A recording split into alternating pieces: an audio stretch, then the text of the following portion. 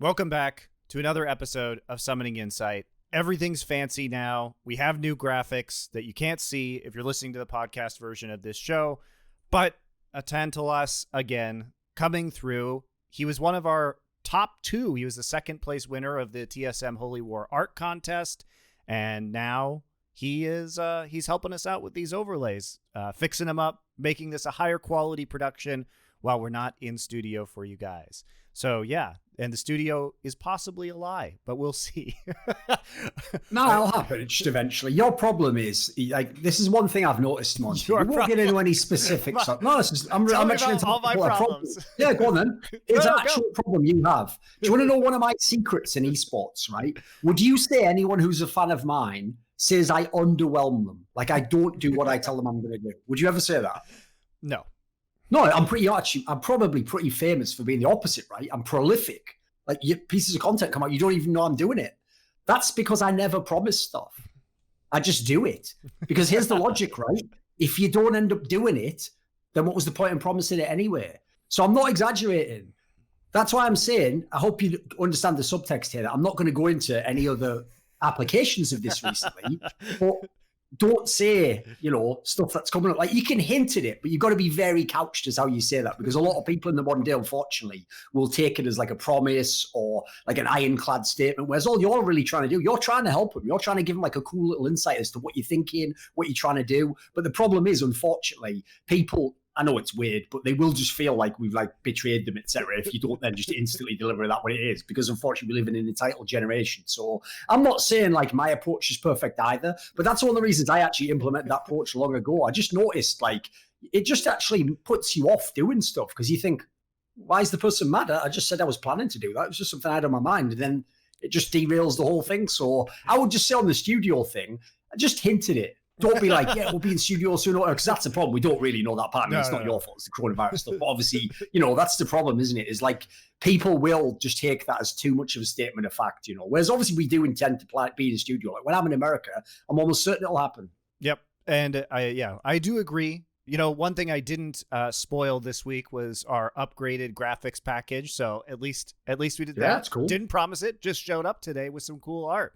So we got that going for us at least, but yes, hopefully we will get there eventually, guys. Coronavirus and switching things over notwithstanding, this is, the first week that we've been able to openly talk about my new job, so that's interesting, and hopefully in the future we can make good on some of these things that we've talked to, even though it's kind of bounced around from Cloud9 to B-Site to everything like that. So yeah, it has been a little bit delayed and up and coming. So let's talk about... By the way, just on the topic of that giveaway though, and the art contest we did, I have to say that actually is an example of where the community exceeded my expectations. Oh yeah.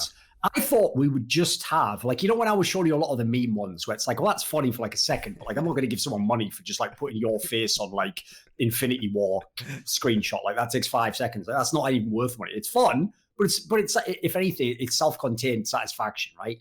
I have to say, I was staggered by how many good actual entries there were. Like, I'm sad that, listen, whoever would have been in theory like 6th or 7th or 8th in this contest, there's another world where they just win. Like, there were some really good ones. Yeah, and I was, really pleasantly surprised with a lot of the effort that was put in on this. People putting in like a full work week onto some of these entries or more. It was really fun. So, and I think part of what we wanted to do with that video, if you guys haven't seen it, it's on the same channel, YouTube channel that this is on, the Inside on Esports one, where we did the review of the art contest. But I think it was important to go over everybody's entries and actually, kind of feature them and discuss them. Yes. Because we can't give them all the money. Exactly. Yeah, I agree. But we do really care. It also took me ages just to figure out who I was going to pick. Yeah. Like, I deliberated over it loads. That's why the craziest thing people might not know, I'll just give them this little teaser from behind the scenes, because it doesn't matter, is I'm not exaggerating, right? Even though technically Monty had sent me his first, I didn't look at his and then just go, right, memorize them all and then start doing mine. Like, I was looking at mine. And at the end, I'm not joking, I think 2 out of the top 3 were exactly the same. Yeah. same position completely. Just because like when I looked at all the factors, like I couldn't even change the order like that. That's just how good some of them were. Yeah, and I think like too, we discussed it on the video and then wanted to take some more time to deliberate about it. And obviously Thorin had blast and I was changing jobs, so it took a little bit longer than we might have liked. But also, we didn't want to, there was such a lot of effort. I was surprised by the amount of effort that went into it. So I didn't want to be super flippant about it, especially with the amount of money that was involved, because it kept going of course, yeah. You want the right person to win. That's the point. Remember, someone else gave us thousands. I mean, I think it was like 1,500. Someone else gave us a whole bunch of money for this prize pool. So I also don't want to just, like, if it's my money, I can do what I want with it. But I don't want to just give his money away for it first. He wanted it to be the right person win. And I'll also point that out. That's what people in League of Legends don't know, Monty.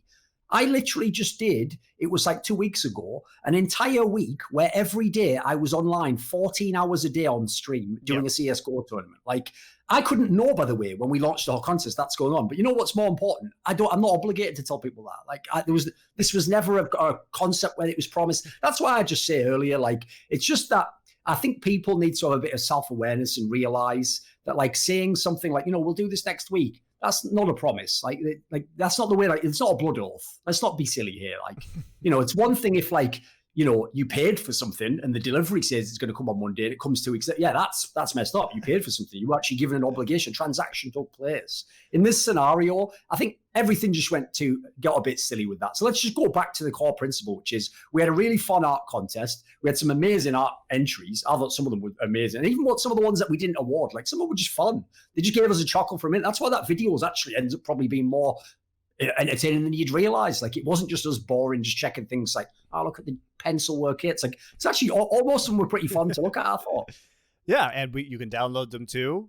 So if you have a chance to take a look at it yourself, in the description of the video, there's a link to Google Drive where you can download the entire package. And so I think it was really fun. In fact, like, we said this on the video, but it's really important, I think, because both Thorin and I really value community artists. And when we made, like, the Flashpoint season 1 intro video, we used community artists to do all the player portraits that were animated. Thorin has repeatedly used community artists to provide artwork for the headers of his articles on various websites, and now we're doing that on the Flashpoint blog as well. So it really is core to what we like to do in terms of featuring and activating community artists, and then we bring them in to do these kind of overlays and the art that you're seeing right now. So even if you didn't win and you submitted, it's really important that we know who you are so that we can contact you in the future about doing this, because we really do like to spend money. I think we should do another one. Yeah, I want to do another one. The problem is it needs to be the right moment. Right? It's not just going to be about TSM again unless something ridiculous happens. So all I would say is like I say, I'm not going to let any of the negativity drag me down on this. The whole point of the art contest succeeded. We got all this amazing art, more than we'd expected. Someone even contributed money. We were able to literally get hundreds and hundreds of dollars into some pretty cool community artists' pockets. It was a success. I would say an overwhelming success, all in all. Unfortunately, scheduling things happened along the way. That's life. That's just esports for you. No one knows right now. It's not like we're on the normal land circuit either. Everything's very uncertain right now. So I think in the context of everything, I consider it a plus, and I'm not even going to let anything bring me down off that. I thought it was good.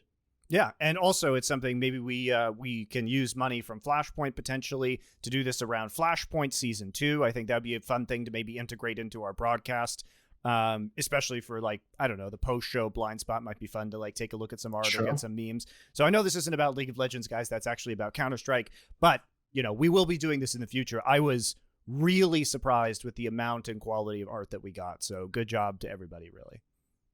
Yeah, sure. I've got one thing that we should talk about before we bring the guest on. All right. Which is we should address a little bit, because listen, I don't want to go too deep on this because some of it's sort of like our philosophy on work and where we're going in our careers and these sorts of things. But I would just ask, being as we both put out content between the last episode and this one about Riot's broadcast, it's been a massive topic. And obviously we discussed it on the last episode. In fact, that was the one that spurred a lot of this content. What would you say in terms of, like, going forwards? Like, do you actually think they're starting to integrate some of these factors? Like, I saw there was some videos they were trying to make on this where they would look like they were starting to get a little bit more narrative, and they've clearly tried to clean up some of even the visual aspects.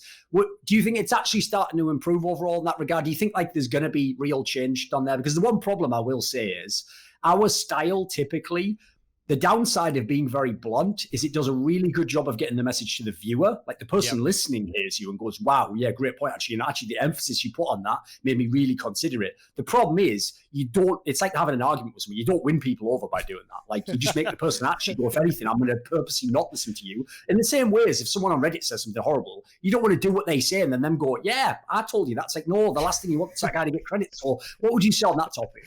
I do think just in general, the reason why I made that video was because I wanted to provide some more nuanced, constructive criticism, because I think I just kind of went crazy last time, and I don't think it was fair in the way that I delivered the criticism on the last episode of SI. It was funny, but I don't think it was helpful. Let's put it that way, right? And I do think that kind of stuff is entertaining but antagonistic, and so I wanted to make a deeper dive on the subject. I do think it was generally improved this week, especially in terms of the technical stuff. We knew they'd fix that. I mean, it's hard because I think what happened with LEC from, the show we did, Essential Esports, where we talked to QuickShot, like they hired this big company to do the rebrand of it and update all the visual elements. And so that's one part of it. But the other part of it is that QuickShot and the rest of the casters kind of have taken over the creative reins and worked collaboratively with the producers. And that's something that happened over time, because when the LEC rebrand happened, it didn't just pop up and then the tone was set, right? The branding wasn't really about the tone. In fact, the branding of the broadcast in terms of the visual elements doesn't really have anything to do with the tone at all. It was just a cool new look that they brought in, but it was really, in terms of how the broadcast was structured, it was the producers and the casters over there and QuickShot that were providing, talking together and providing this sort of tone and content framework. And it had to get like better over time. It wasn't as good when it started right now. They had to figure it out with the group of people that they have. And I think what would probably be very helpful is if, I think you have to do the same thing over at the LCS, which is really engage all of the casters in discussions and try and experiment, because that's the way LEC did it. It's not like they came out of the gate on day one and really knew exactly what they were going to be able to do. Most of those segments, by the way, come from the casters. Like you can talk to them and you can find out who came with this idea, who had this character, who thought this funny thing. But the point is, LCS at the moment hasn't created the environment where that will happen. And at the moment, I even get the sense from when I talk to the talent that they just think of it. This is a really bad sign as well. They think of it in some ways like a job. Like, well, there's these limitations and, you can't do these things and you do what you can and you do this, this, and this. And I like this fact about it, but not this other thing. That's unfortunately not going to lead to this kind of like to me, what LEC does is, for good or for ill, depending on whether you like the show, it's like a Saturday Night Live feel. Like you can tell they're coming up with the ideas like 2 days before. So not all of them are going to land. Of course not. Some of them will be whack, but it means that you can also come up with something with the mobility you have, really cool out of nowhere that actually even someone from a top down who's a brilliant creative mind wouldn't have thought of. It needed to come from the person up. And I think too that SNL is a really good example, because the thing about SNL is that I would say, having watched years of it myself, that maybe 60% of it just isn't that funny. But what you remember is the one sketch that they just absolutely mega nail, and it's just so funny. And so you kind of forgive all of the misses that you have, because when it does land, it lands so memorably. And it's, at least the other stuff is mildly amusing. And I think you just have to go out there and take risks. And I think it does boil down to, one of the things that I think Overwatch League was really successful with in its first season is that we were very careful to put together a group of casters and talent who really enjoyed working together, and we were willing to go above and beyond. And I think if you look at a bunch of the skits and stuff that we did on Watchpoint, it was really funny, and we were contributing a lot to that. And I think Watchpoint was probably the best thing that ever happened with Overwatch League for those guys, for those of you, very few of you probably, who watch that content. But Doa was super good in a lot of that stuff. And by the way, speaking of which, let's just give a little shout out there, because anyone who wondered about that discussion last week, like, for example, I'll be totally biased. Like, yeah, I hate stuff like meme and cringe material. Like, I'm not a big fan of that generally. It's not my thing on the internet, like I'm more of a serious guy. I'm a bit boring in that sense. But I tell you what, if you think that we were just wrecking Sushi Dragons and Licorice for like trying that and then us not liking it, two people who were in similar positions in the past, Overly May and Doa, did exactly the same thing. They did a Sushi Dragon style dancing thing and rap, and it was hilarious. Go check it out. It's really funny. And they nailed it. Because the thing is, they got the tone right. Like they did. By the way, what's funny is technically, in both regards, theirs was worse. But what's funny is they got the tone of it so right that it achieved the purpose. It was just entertaining. It was just fun filler content. And I would say, by the way, that's a general message I would hope people take away from my video and my approach is I don't care if they hired the guy who was in charge of LEC when it all happened. It doesn't, you can hire like a new CEO of a company. If you don't change any of the other workers in the company cannot fundamentally get like 10 times better. You got to have the talent on the ground. So to me, the real gist of my video was like, one, please stop blacklisting people who haven't actually done anything heinous to you. You can't do it just because of me. Like, that's messed up. And then two, get the talent. Like it's as much as there were production problems, you also haven't put some of the people who would do the things we're talking about, would execute a funny joke, would contribute things, would give you ideas for the new direction. So I think the actual cliff notes aren't anything major, except you just got to change kind of the hiring philosophy. Yeah, and I think Doa, because he did that Gangster's Paradise parody rap. The thing about Doa that makes him so good in these segments is he's actually quite a good actor, and he can really just deliver it in a hilarious way because he has no ego about it. Like he wants to make himself. He's crap at rapping. You can tell exactly. He knew it was bad at it. Like he was trying to put all the lyrics in. He's very self-aware, and it's just funny because he hams it up so much that you can tell it's not serious, and it just ends up being hilarious. And I think, the other thing about Doa is, I don't want to necessarily put words in his mouth or anything like that, but people totally missed the point when I was saying that Riot should hire him to make this content. It's not that I think Riot needs any more play-by-play casters. They already have a zillion of them. It's not that he has to cast the game, guys. It's that I think that he can make this content himself and be super funny and know League of Legends and know the audience. But the other thing he can do is work with the other casters to help develop this kind of content, because I've done that with him on a bunch of these skits and sketches for Overwatch League. And he was very helpful in terms of coming up with the creativity behind that kind of content. And not only that, but I just, from my personal relationship with him, know that he gives probably more behind the scenes caster feedback than any other caster I know about. Like when it comes to amateur casters approaching him, he does a bunch of VOD. Makes sense. He's done 3 major games. Yeah, he does VOD reviews with them. He really talks it over. He loves developing caster talent. He really does. And I think that that's one of his kind of life passions, if you ask him, and that he would be very useful for anybody who's looking to try and create sort of a growth pipeline for casters within their esport. And I don't know if he even, necessarily really wants to do play-by-play casting anymore. Maybe he does, but I think there are many ways in terms of shoulder content and helping out with casters and trying to set up a really good atmosphere that Doa is amazing at. And so that's really what I was suggesting for him. Not necessarily for him to just come in and do the broadcast right away again, but for him to contribute in other ways in which I know he is kind of uniquely capable. Yes. I just want to say 2 last things, right? One, I actually do want him to do play-by-play casting. I think he's sick. I think he's got the moves. I think he's got the players. I think it makes you say, what was that? And I would also say, if he doesn't do work with Riot in LA, I hope LCK calls him up. This guy loves Korea. He is like one of the few people who I think would just live in Korea forever. Call this guy up, add him to the talent. They've already got a nice little mix there. You throw a door in there, it'll be straight fire. Yeah, I'm actually really surprised that he hasn't, like, that hasn't really happened yet. Just because I do think he would go back to Korea. I do think that would be something he would enjoy. His wife is a Korean citizen. She has her own, stuff over there. So it's, I think it's a pretty natural fit, either in LA or in Korea, wherever. But it is surprising to me because I do think he's being super underutilized right now. And I think that at his point in his career, he brings great casting, but he also brings so much more in terms of content and vision to a broadcast. So I just think he's incredibly valuable, and it's kind of a bummer. Also, let's put it this way. Like, here's the thing. If you're going to be evil, have a strategy. Like, you have to win from being evil. You're being evil now and just cutting off your nose to spite your face. If you want to be evil, right, what you should do is you should never hire me and Monty and people who, like, speak out now or outspoken.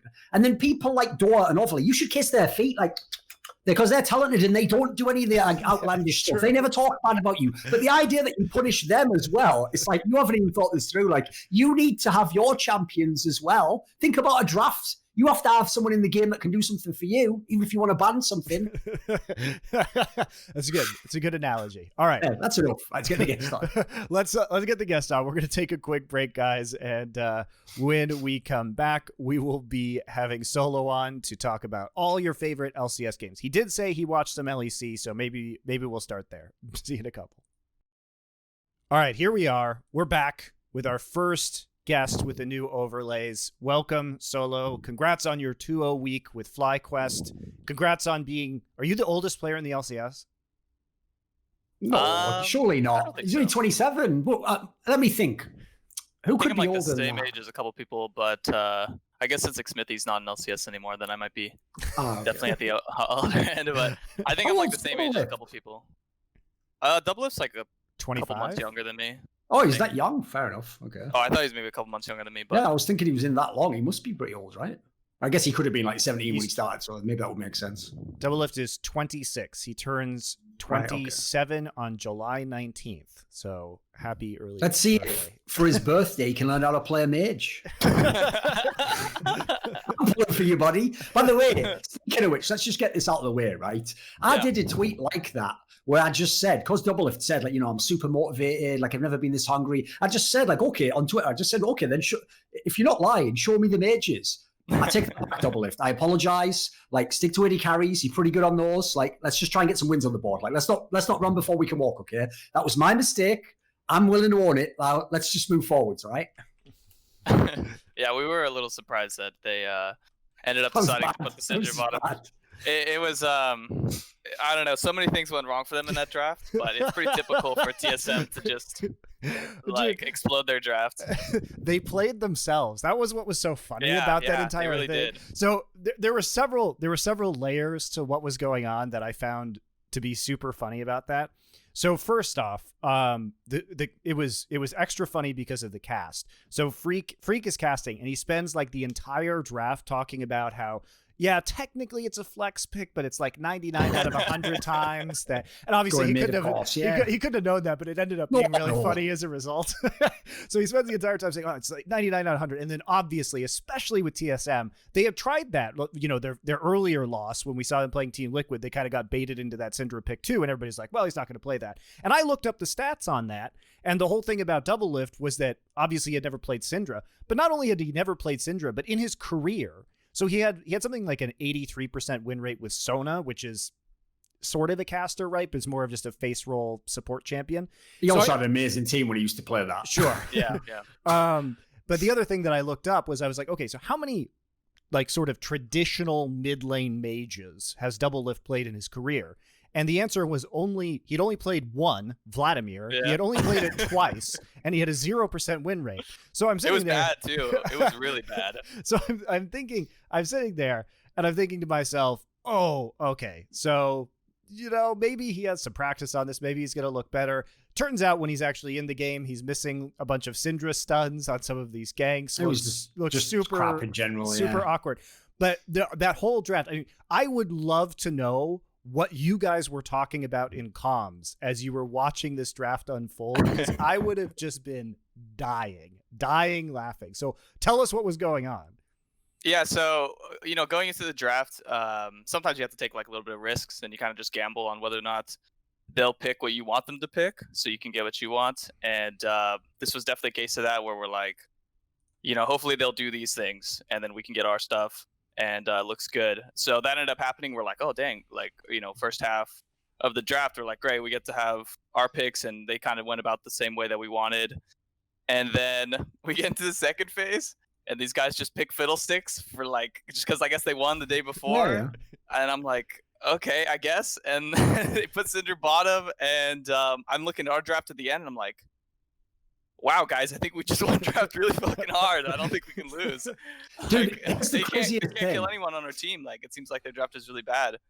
And then we get into the game, and it was like that. It was like, wow, they got out drafted extremely hard. So What's so bizarre to me is that TSM had a weekend like this, because in the Immortals game you just referenced, they basically won the game, well, once they got it rolling from draft. Like, that was a game that was, that was terrible League of Legends to watch. It was like a game where, it's like being in a Nightmare solo queue game where you can't even surrender early in the game. And you're just like, how long is this going to last? Like, because you knew like 10 minutes, well, 10 minutes is going to be exaggerated. Let's say 15 minutes into that game, you knew like, right, you're going to have to basically have some miracle players out of Immortals to possibly turn this thing around.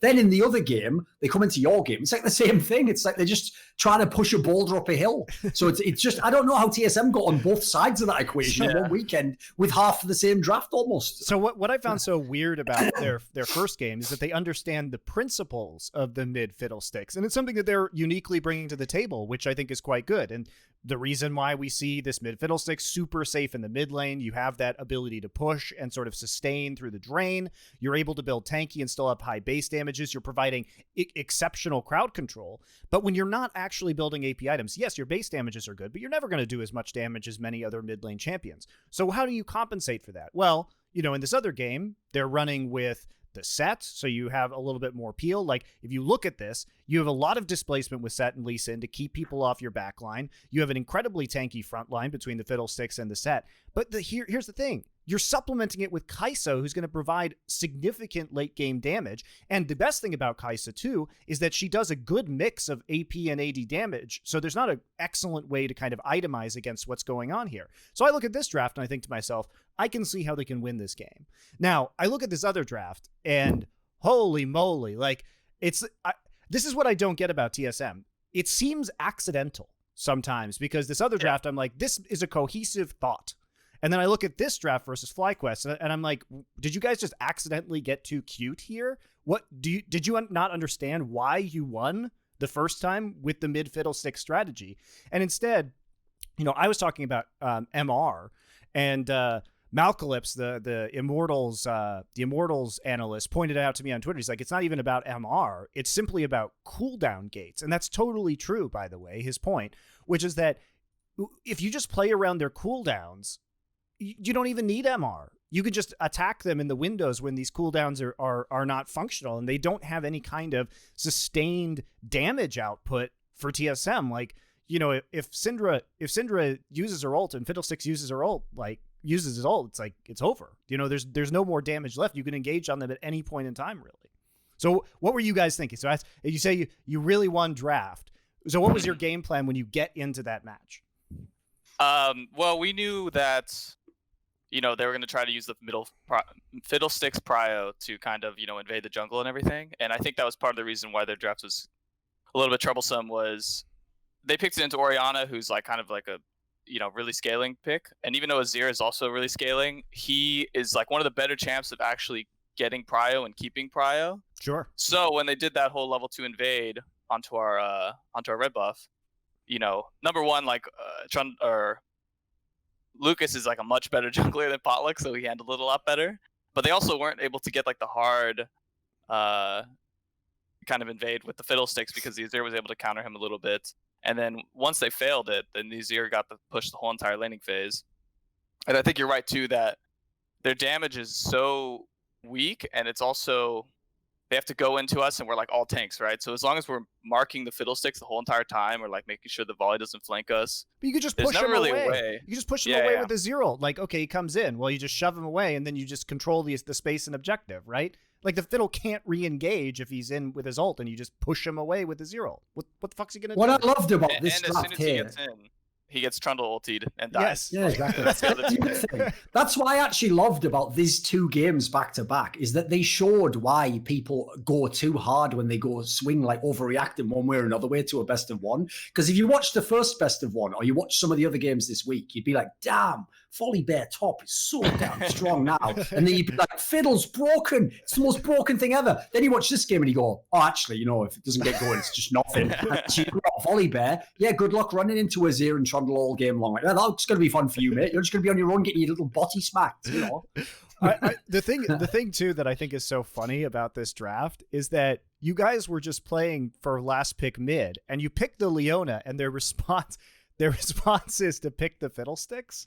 And I'm just like, yeah. Like, at that point in time, you know exactly what you're dealing with. So basically, I think the only way TSM's draft even remotely works is if they're able to roam super effectively in the early game and start doing tower dives with the Volibear and the Fiddlesticks. But even then, like, I think they could have gotten a 5,000 gold lead and they still would have lost this game because there's no way to close. Like, you don't, like, you can't. Here's the other thing, guys. You can't take objectives. How are you killing Baron with this composition? I got a question for you. I don't often come in on the draft elements, so it's not something I keep up to date with. But just as a complete layman, wouldn't like a better pick here have just been something like Corki? Yeah, they could have gone with something like that. I thought they were just gonna pick Kai'Sa or like pick a AD carry. Sure. And I think Also their comp that would have route, been fine. sure. Because I think their comp would have been just fine and everything. I think that was probably the biggest missing link. But yeah, they could have picked like a normal mage or any type of like scaling mage so that they'd have a little bit more DPS. I think Ezreal would have been fine here too. Oh yeah, sure. What I don't get is this as well, and this is a general message to NA as a region. Listen, we'll get to you later, Dig. But for now, as a general region, if you're gonna get cute and pick something that it's experimental, you haven't done it yet. You know what? Experiments can go wrong. Try one at a time. Don't try two and then put them on your two best players. That doesn't make any sense. That makes no sense at all. Like, that's a recipe for disaster. Like, they're really feeling themselves. Yeah, just get cute with one. Just get cute with one. Do the fiddle again, or do the Syndra. But as I say, with something in mid that works, that you can do something, it can make up for some of the weaknesses. Don't try both at the same time. Like essentially, don't try hard execution comps. I think that this is much more to my point that I made last week about TSM, and the point I've been making about them all year. In Spring Split as well, is that they do get too cute and they try too many different strategies. Even in 1 week, it feels like they've never really settled on a core identity. And I praised them last week when they kind of went back to basics and went with a more simple to execute composition after getting completely rolled by Liquid. And I think that they had a game plan with kind of the mid Fiddlesticks and Kai'Sa going into this week, and then they just randomly tried something that was completely unnecessary. I think they're a lot of what NA does is that they overestimate their own abilities as a team in terms of coordination, which is also why NAdalee is 0-5 right now in the LCS, which is hilarious for its own reasons. And it's not the fact that Closer, say, has done super bad with the champion. It's just that we'll talk about that in a minute, when we get around to Golden Guardians, but it's just the execution isn't there. So there's no point in doing things if you can't execute it. You have to walk before you can run. And I think there are a lot of standard comps in this meta that are significantly easier to operate in terms of team fighting. You used one of them in this game, pretty standard. Aphelios, Trundle, or Leona Azir. There's many ways. It's a versatile composition. There's many ways you can play it. You're not taking unnecessary risks, and you guys executed on it well. So I think you really do just have to kind of go in that direction until you can do that. And then once you get to that point, you can start getting a little bit more creative and breaking out. And I think that's, for example, if you want to see a team that is young, that has done this well, it's Mad Lions over in LEC. I know I keep harping on this, but I think Mad Lions is it's my favorite team to watch in both regions right now. But what they did was they started played one style for an entire split, and used the off season to come up and diversify their champion pools and their strategies. And they come in this year, or this split, and now they are playing in a way that we hadn't seen before. But it makes sense because they have deliberately taken a step-by-step process. And I don't really understand why teams are unable to do that in LCS. Do you have any thoughts, Saul? I honestly don't even think teams identify that too much as an issue, or like I don't even think they get to that step where they're like, hey, we are playing a bunch of stuff that we're not prepared for. I think a lot of the times they're either just pulling from random other teams who have beaten them with something and just leeching off of their ideas, or they're just throwing darts at a board and just like, if this looked good for a game or we did okay on this in scrims, we're going to play this. And like, if we sucked on this, we're not going to play that. And they don't really think about, building themselves up over time. They just think about whatever felt good that week going in. All right, Monty, I'm going to hold us to what we said last week. Like, that's it for TSM this week. There was the two games. We had to talk about it because Solo beat them. That's true. My point is, that is it. That is the end of the TSM discussion. Did you enjoy the 10 minutes? Because that's it. Like, that's not relevant. They've done nothing to suggest as much. Like, right now, they're looking like one of the worst teams. They're not the worst because there's some really bad teams. But the big problem, and this is why I'm going to transition the conversation, is everyone who isn't TSM or the teams below them looks straight fire. The top 5 or so is looking really nice in the LCS right now. Mm-hmm. Like, listen, yes, Cloud9 is ahead at the moment, and no one so far has been able to really put it to them. But like the other teams are all there's some real nice competence there. So just so we can talk a little bit more about FlyQuest. The other game was against Dig this week. Yeah. Now let's talk a little bit about this. You had a spicy tweet. You had a spicy tweet. Oh, me? Yeah. Right, you mean the one today? I'll do that in a minute. But I would just say this, right? Solo, you're not a vengeful person. You know, I don't know where this reputation's come from. But it must be fun to just have Viper basically like win trade you and just boost you. You know, cheers, mate. Like, listen, I knew we went way back. There was never any back blood. Cheers, my dude. Like, you're making this look. Bro, what was going on with that? What's happened to this guy? He used to be a promising player. Yeah, I mean, I don't know. I think Viper, I mean, his team is not doing so well. I think everyone on that team is... It's a pretty bad team. Yeah, they're not doing so hot. So I think he's kind of just struggling in finding himself and kind of like getting his role on the team. And he's trying to do a little bit too much, I think. Like, you know, in the TSM game, he was like diving tower randomly and got himself killed. In this game, he's like jumping in. And I kind of respect that to like try to make plays and try to at least get choked out. Yeah, exactly. Because a lot of players, I'll be honest, like I watch LCS and their team sucks, and a lot of players are like, I just want to look like the least bad player on the worst team, so that I don't get flamed and I can get picked up next season. They're just playing for that next check, right? Yeah.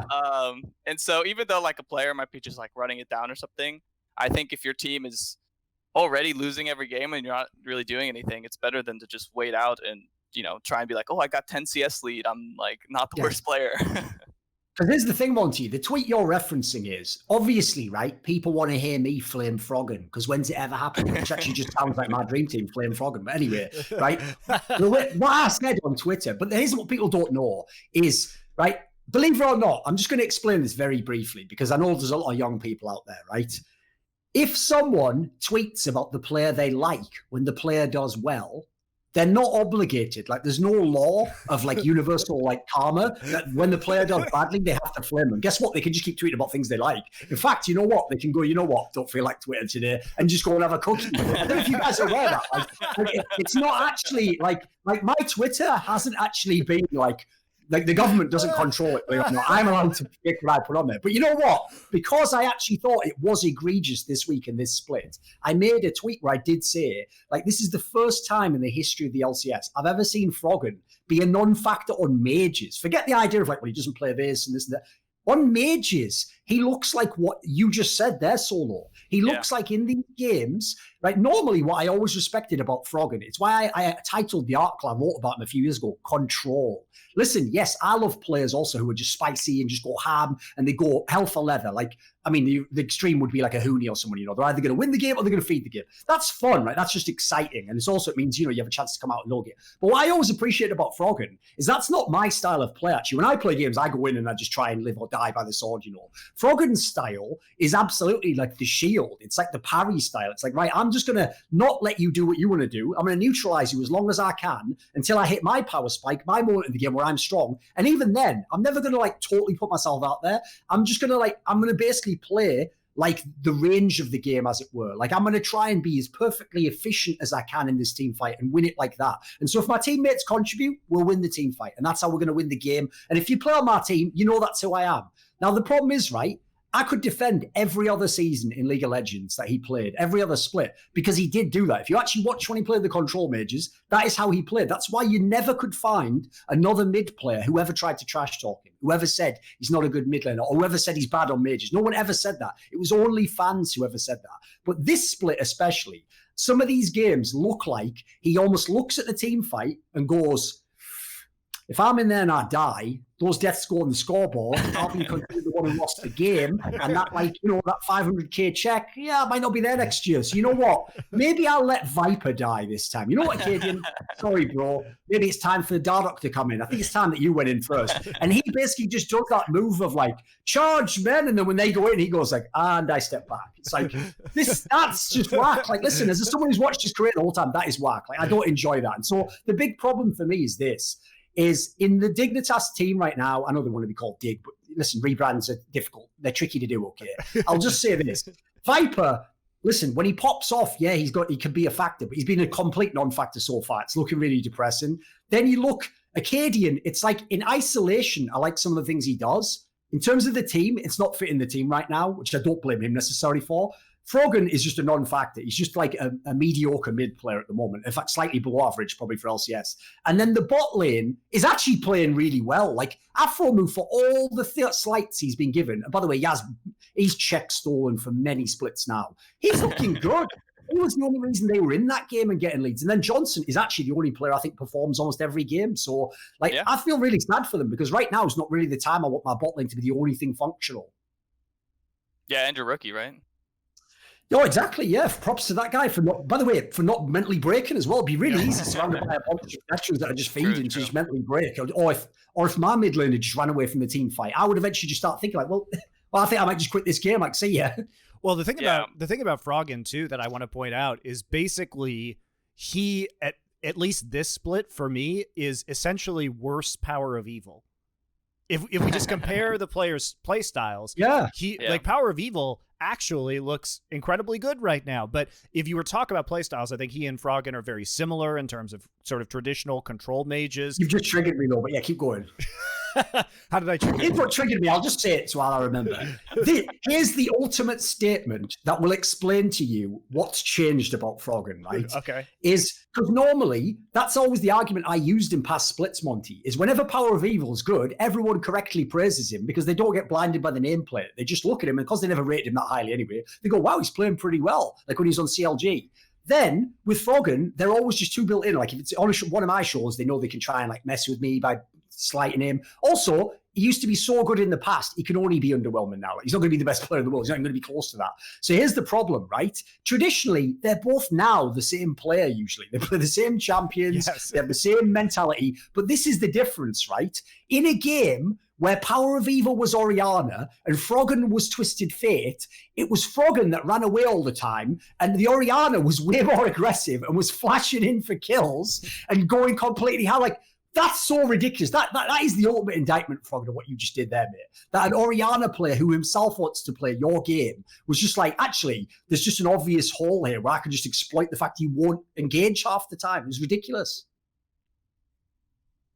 Yep. Yeah, I think especially one of the things I've noticed with Froggen, at least for this week, is he seems so disconnected with his team. I remember in the LeBlanc game, they're like starting a team fight, and this guy's like running the opposite side of the map.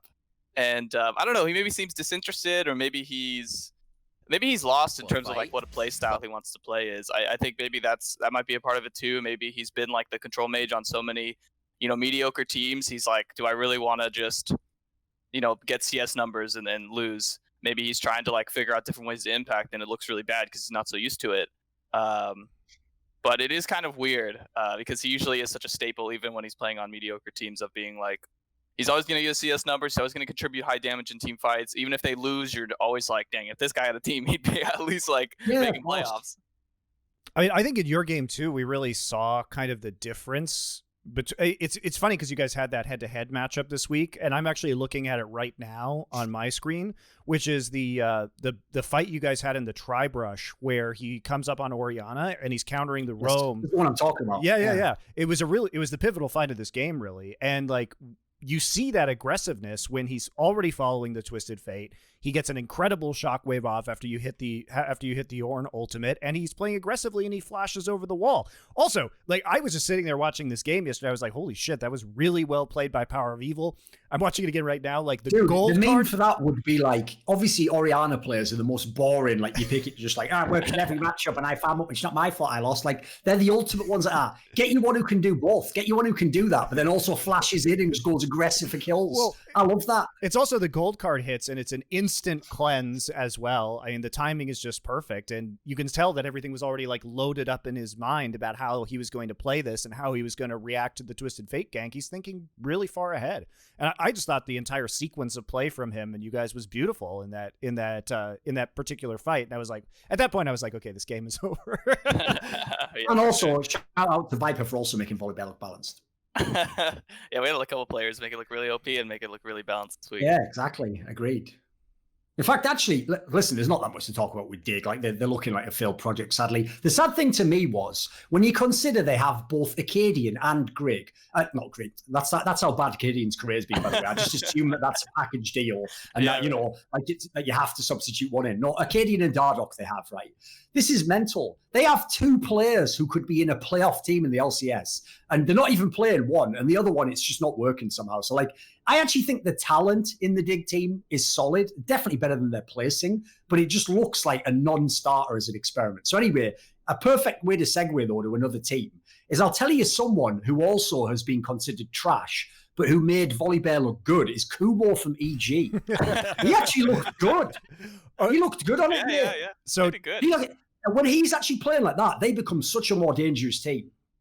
Yeah, they looked insane because he was able to. I mean, it is a strong champion, and I think it fits well with what they want to do. Because I think Kumo's job on the team is really just be like, hey, you need to just push lane, let Jizuke and Svenskeren like do whatever they want in the jungle and 2v2 and fight and everything. And if you can just be around and be there, then it looks perfect. Let's not get too far ahead of ourselves because what's crazy is that EG kind of got bodied by Team Liquid and then, they bodied Team Liquid rather, but then they got completely owned by Cloud9. So I don't have a lot of confidence that anyone's going to be able to touch Cloud9 given these results. Part of it was the draft too. The Kassadin was super funny. No, that draft was really bad. But EG fucked up their draft so bad. Wait a minute, am I missing something? When you say that, like, let's not get ahead of ourselves. Mate, I'm not joking. Right now, I actually think, like, EG is the second best team. I know, obviously, there's a FlyQuest member here, so you can make your case for it, certainly. I think they looked really good, too.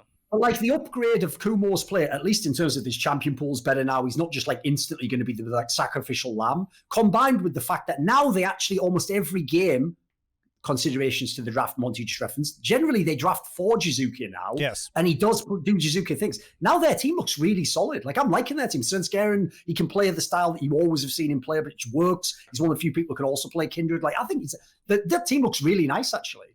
Yeah. I wish that we had gotten... Okay, here's another argument for best of threes in LCS. I really wish we could have seen a best of 3 between Cloud9 and EG because that the game they played was so underwhelming in terms of EG's draft that I really just left that game wanting to see a game 2 because I don't think EG would have fucked up that badly again, if that makes sense. Let me give you a counterpoint, though. And this is where I want to bring Solo in, right? Because, listen, I'm going to make you defend your team, but technically you're defending the team from last split when you weren't, like, necessarily always on it the whole time. So there's maybe a way around it where it's not flame. Sure. Right, here's the reason I also did prefer EG over FlyQuest in the playoffs, even though you obviously congrats for the team making it to the final and stuff. The reason why is at least when they play against Cloud9, like, one of the things that turned this game was when they made that play on the top lane and then Cloud9 turned it. Right, I like that they make those players. Whereas the difference is sometimes when FlyQuest plays Cloud9, you do just get choked out, and it's like that's not a satisfying way to see someone lose. Like, I'd rather someone went for it. I made like the big balls play, and then it's like I put it all on the line. Like, maybe listen, even then maybe you're like a 40-60 shot, but whatever. If I get the 40, I do it. It's way better than having like take 30-75 for the 30-75. Like, that's the worst way to play. So, like, what would you make your case for? Do you actually feel like FlyQuest is second best in the league right now? Yeah, I think so for sure. I think we just play a different style that's like a little bit less flashy than EG, especially. EG, like in their wins this season, have kind of been just blowing people out, kind of like how C9 does, where they just like mid jungle, open up the game, they go dive a side lane, they're up 7K at 20 minutes or something insane, right? Whereas we played really slow and a lot of scaling comps, so it doesn't look as dominant. But I think. I think we're just as good. We're kind of taking a little bit safer approach to picking up our wins in LCS right now. So maybe we'll change up a little bit just to turn it on and play a little bit more early game. But I don't know. I don't really see how EG has changed enough to where we wouldn't be able to beat him because I think I'll still be able to get mine versus Kumo. And I think Power of Evil is like a really good foil to Jizuke since he's like probably one of the... we have like one of the better 2v2s, so I think they'd be able to stop those two. So I think we're still the second best team. But EG have looked really good, and their play style is like really fun to watch. So I can definitely see why people jump on their bandwagon. I think where do you come down on this one? Who's the second best for you? For me right now, I agree it's FlyQuest, and I agree with many of the points that Solo's bringing up in terms of it being a less flashy style. But the thing about FlyQuest style is it's way more reliable, right? They play more all-round meta compositions that they kind of play Swiss Army knife compositions like we talked about in their game versus TSM, where there's a lot of different ways that you can play it out. It has nice scaling. It's not particularly weak at many points of the game. And I think what EG does that tricks you a little bit is that they have a style for sure, and they are playing around Jizuke really well, and they are playing around split pushing, and credit to them for playing around their strengths, right? And the way they play right now is also really good, and I do want to get into this meta discussion about how the sort of farming jungle has affected the overall metagame and why it's playing into EG's strengths in a minute. But I think that because EG plays this way and because the meta is suiting them, that they do get these really big leads, but they also play kind of feast or famine. And I think you can see this when other teams attempt to do it, right? TF can be really strong, but if you get fucked up, like we saw in the game where between like Dignitas and FlyQuest this week, if you start falling behind, you just get owned. Like you can't team fight properly. You're not going to have the damage to kind of get into that backline without getting blown up. You can't split push properly. So it really is about snowballing an early game advantage and making the most of it. Yeah, and that's Suzuki. That's his career. Yeah, exactly. Exactly. That's what I'm saying. So I think it creates this cognitive bias where you're looking at their wins and saying, oh, wow, look how dominant they are. But you're not seeing the flip side of that coin, which is Cloud9 completely shit stomping them. And there are really big negatives to that as well. Now, part of that was the draft. I agree. I think EG, this was such like a crazy Hail Mary that this Kassadin wasn't going to get abused. But I wouldn't do that versus Cloud9 because one thing that Cloud9 knows extremely well is their win conditions. And if you're trying to play that Kassadin into, let's say, Karma, Olaf, Yuumi, so you have to go back and think about what Kassadin's strengths are, right? He doesn't always have the strongest laning phase.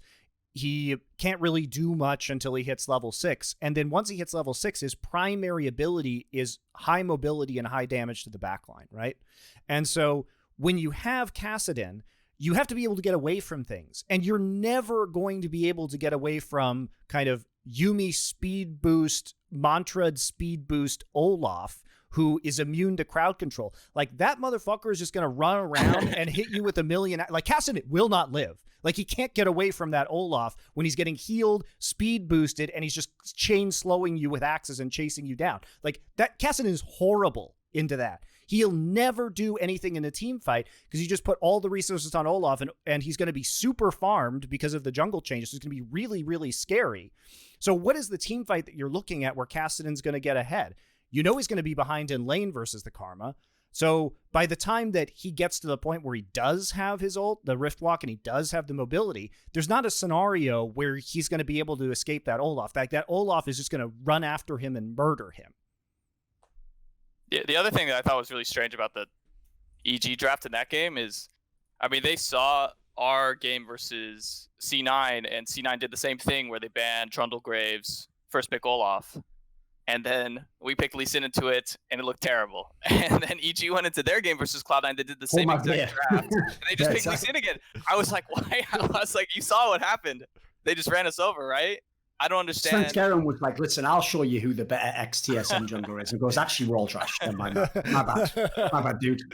Yeah, they gave him the same exact Olaf pick.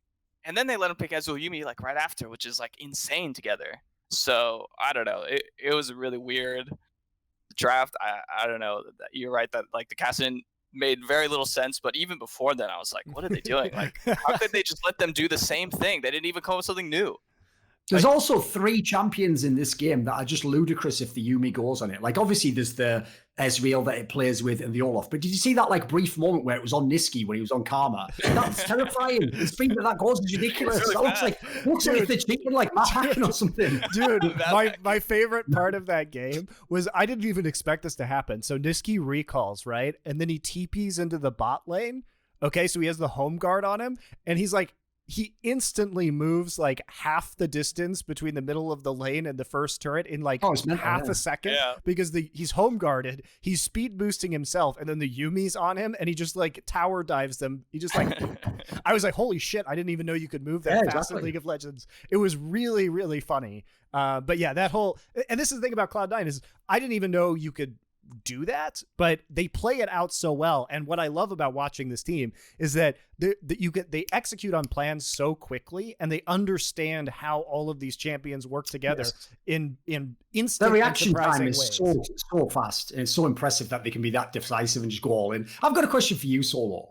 Yeah. What do you actually make of this? Because listen, obviously Cloud9's going to get like universal praise in every area, justifiably so in most cases. But as much as everyone's making it a meme, I actually do find it mad underwhelming that Licorice keeps having all these ridiculous deaths in the beginning of the game. Like, he's always in these scenarios where it's always like why are you making that death happen though? Like, he does the deaths where it's like you did like 75% of what made the death happen there, man. Like, it's not like, you got caught like with a jungler coming in and you just couldn't do anything like that. I get that, but like, considering what a good player is, what do you think it is? Like, as a top player, is he doing the wrong moves when you see it?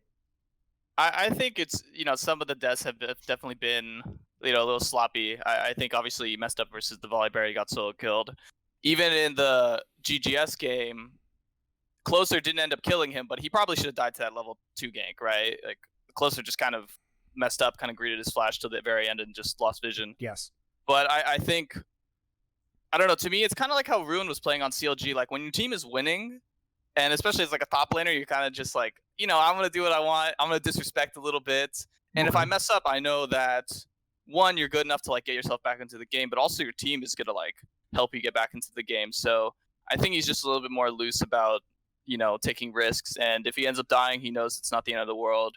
Whereas, players on some other teams will be like, if I die, then we probably lose because, somebody else on my team sucks or something, right? Like, that's the way it is. So I think he's just playing a little bit more loose, and I think he'll like clean it up when it really matters and if they get tested. But at the moment, he's just gonna kind of play a little more disrespectful and do his thing. And by the way, I just want to say this as well. That play I referred to against EG, where they EG got the kill initially top lane on, I think it was actually on Niski, when he was on Karma, and then they re-engaged from Blaber, and then in came Licorice as well, and they got the kills. Yeah. I guarantee if you pause that VOD right there, and you could go inside Licorice's brain, there's no way he wanted to re-engage that fight. There's no way. Blaber decides, like, you know what? You're either just letting me feed, or you're coming with me. And everyone's like, well, on another Blaber adventure we go then. You just have to go in. Blaber has a sense of like winning fights. I don't understand. It's really impressive. It looked like he was gonna die. I didn't think they were gonna win that. I thought that was like a really bad play. And he cleans up everyone, and I'm like, how does this guy do it? He just has no fear. Like, it's really impressive. Like, I mean, the guy has like an 80% win rate in LCS, right? This guy is insane. It's ridiculous. So last week on the Nines, I sat down with Licorice for an hour and talked through in depth both of their first 2 games, and it was funny because as of now, I think he has 4 solo deaths across 4 games. He should have died also in the scenario you were talking about that we were just discussing. So he should have 5, but he has been dying solo a lot, but he also hasn't been playing a lot of these top lane carries. We discussed this last week, but he hadn't played Jace. He has played 3 professional games of Jace ever in his career, and he hadn't played Jace since January 2018. And he was 0-2 on Jace before playing Jace, in the past couple of weeks. So these are, and I think he had played Gangplank once in spring, if I recall correctly, when I looked up those stats. So it's not something that he's been used to playing, at least on the stage with the rest of the team.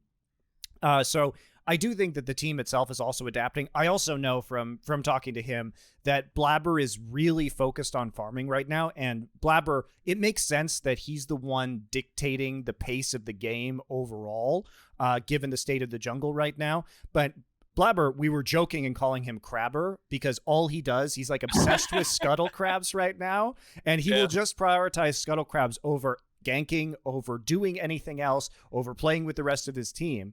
And so that's kind of why the scenario with you against you guys happened last week, where I discussed it with him, where they were teleporting. You guys won that fight in the bot river at 4 minutes into the game, was because he's just like, I'm not giving up this crab. And he's just shouting like, come protect the crab, basically. Typical jungler. Which is hilarious, but also I think shows a lot about their mentality right now, is he's just not going to give that up. And it does make sense because the crab is the most important jungle objective, gives you vision, gives you a huge amount of golden experience. And if you want to get that advantage, especially on a champion like Olaf. But yeah, they obviously did overcommit versus you guys and put themselves a little bit behind. But it hasn't really affected. I mean, if you look at the game that C9 was playing when they had the Volibear, he played really well, almost died, but in the end, didn't end up having a huge effect on them versus Golden Guardians, and he was able to clean up a lot of those team fights. Yeah, no, he played well after that.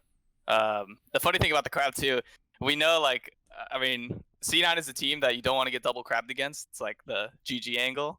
If they get both crabs, game's over. They're gonna just run over the map with Blaber. So going into the game, you always know, like when we played the first time, we said to ourselves, okay, we're going to coin flip the game at level 4. If they want to fight a crab, we have to fight them. We can't just let them roll over us. I mean, you had the better comp for fighting a level 4 crab, so it was a smart plan. Yeah, it ended up working well, and that's kind of the way you have to play against C9, is they're going to push you, and if you just give stuff up, then you will just lose. Like, Blaber will just take over the game, you'll just lose slowly. So you have to be like, okay, we have to coin flip, like, these fights. If they're going to come to us, we can't, like, let them just run over us, and sometimes you win, but the thing that's so amazing about C9 is even when you win a crab fight or any skirmish, they come right back on the map, and you're like, did we actually win? It doesn't feel like we won a fight. Well, it feels like they're just doing the same thing. I think it was brought up. I think it was Azale who was casting this game, and I think he was totally right. It was either Azale or Kobe. Well, those are the only 2 color casters they have now, so I guess they all blur in the water. It was one of them. American players, yeah. So I was watching this, and it's so funny because they brought this up where Blaber just dies in the Golden Guardians game, and instead of thinking that he's behind, what he does is on Trundle is he immediately just respawns and then runs right back into lane into another fight.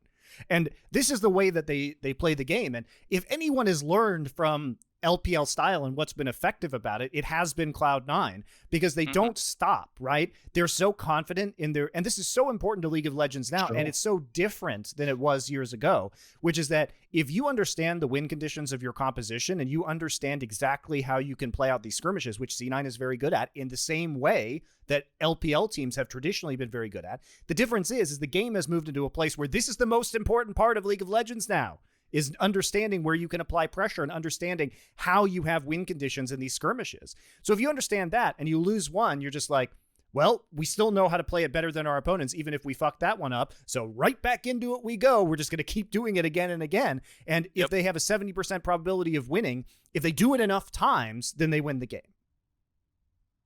Yeah, and I mean, you saw that in the GGS thing where that fight bottom where they get like 3-for-1 or something, or who he has that insane face breaker. That usually is like a GG for most teams, right? You're just like, oh man, we just got ace bottom lane, like it's over. Cloud9, like to them, it's like, oh, we lost a fight, that means we're gonna win the next, 10. Like just because they're so used to it now. Pretty soon, there's a quote I saw the other day on Twitter where it said, like, a great man finds more makes more opportunities than are presented to him. I think it was like a Francis Bacon quote or something. Right? I would say that's actually part of the mentality you have to have now in League of Legends, because the problem with being trained from playing the game for like 6 years as a pro is when you lose some of these fights, you're supposed to think, right, guys, let's all calm down and reset. And then what we're going to do is we're going to look for the moment when we get back. And it's like, no, what you do is you just find the next skirmish like that. And if the comp makes sense, you just fight again. And you just take the logic that if I do 5 of these fights, I can lose 2 if I win the right 3. Yeah.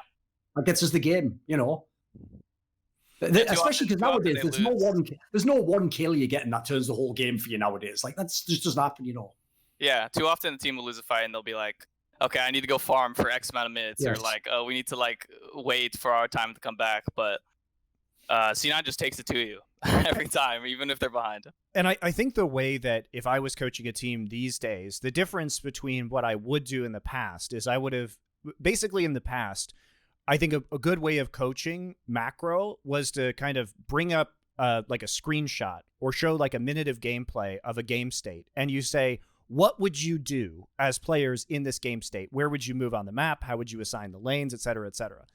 In this timeline, I think the better thing to do as a coach, the more effective thing to do, is to bring up 2 compositions and say, if these 3 champs from this composition are fighting these 3 champs from this other compositions, how would you micro within this 3v3 or this 2v2?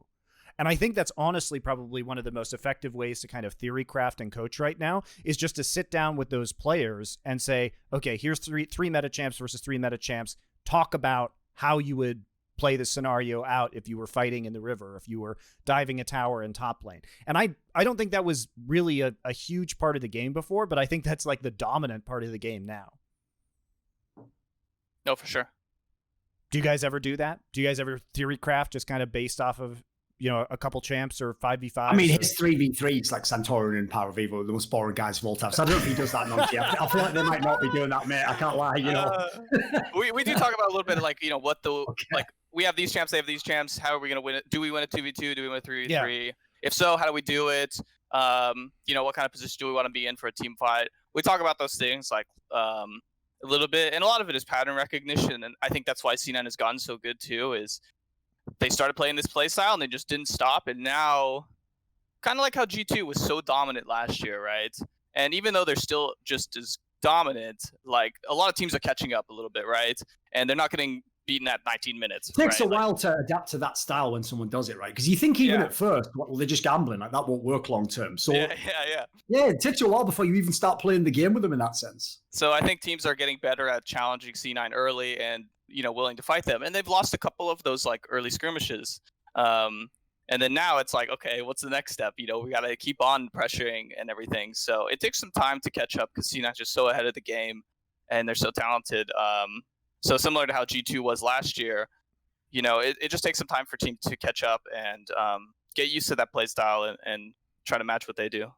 Yeah, I just think that skirmish flashcards are just such a good idea, where you kind of have meta champs, and what I would do with teams is sort of like create piles of champs like within each position. So you have like the top pile, jungle pile, mid pile, AD carry pile, support pile, and you just pull cards from that of the meta champions, and you just quiz players like quickly. You have to come up with the way that you're going to sequence, and then you just keep going over and over again. That's how I would train it up.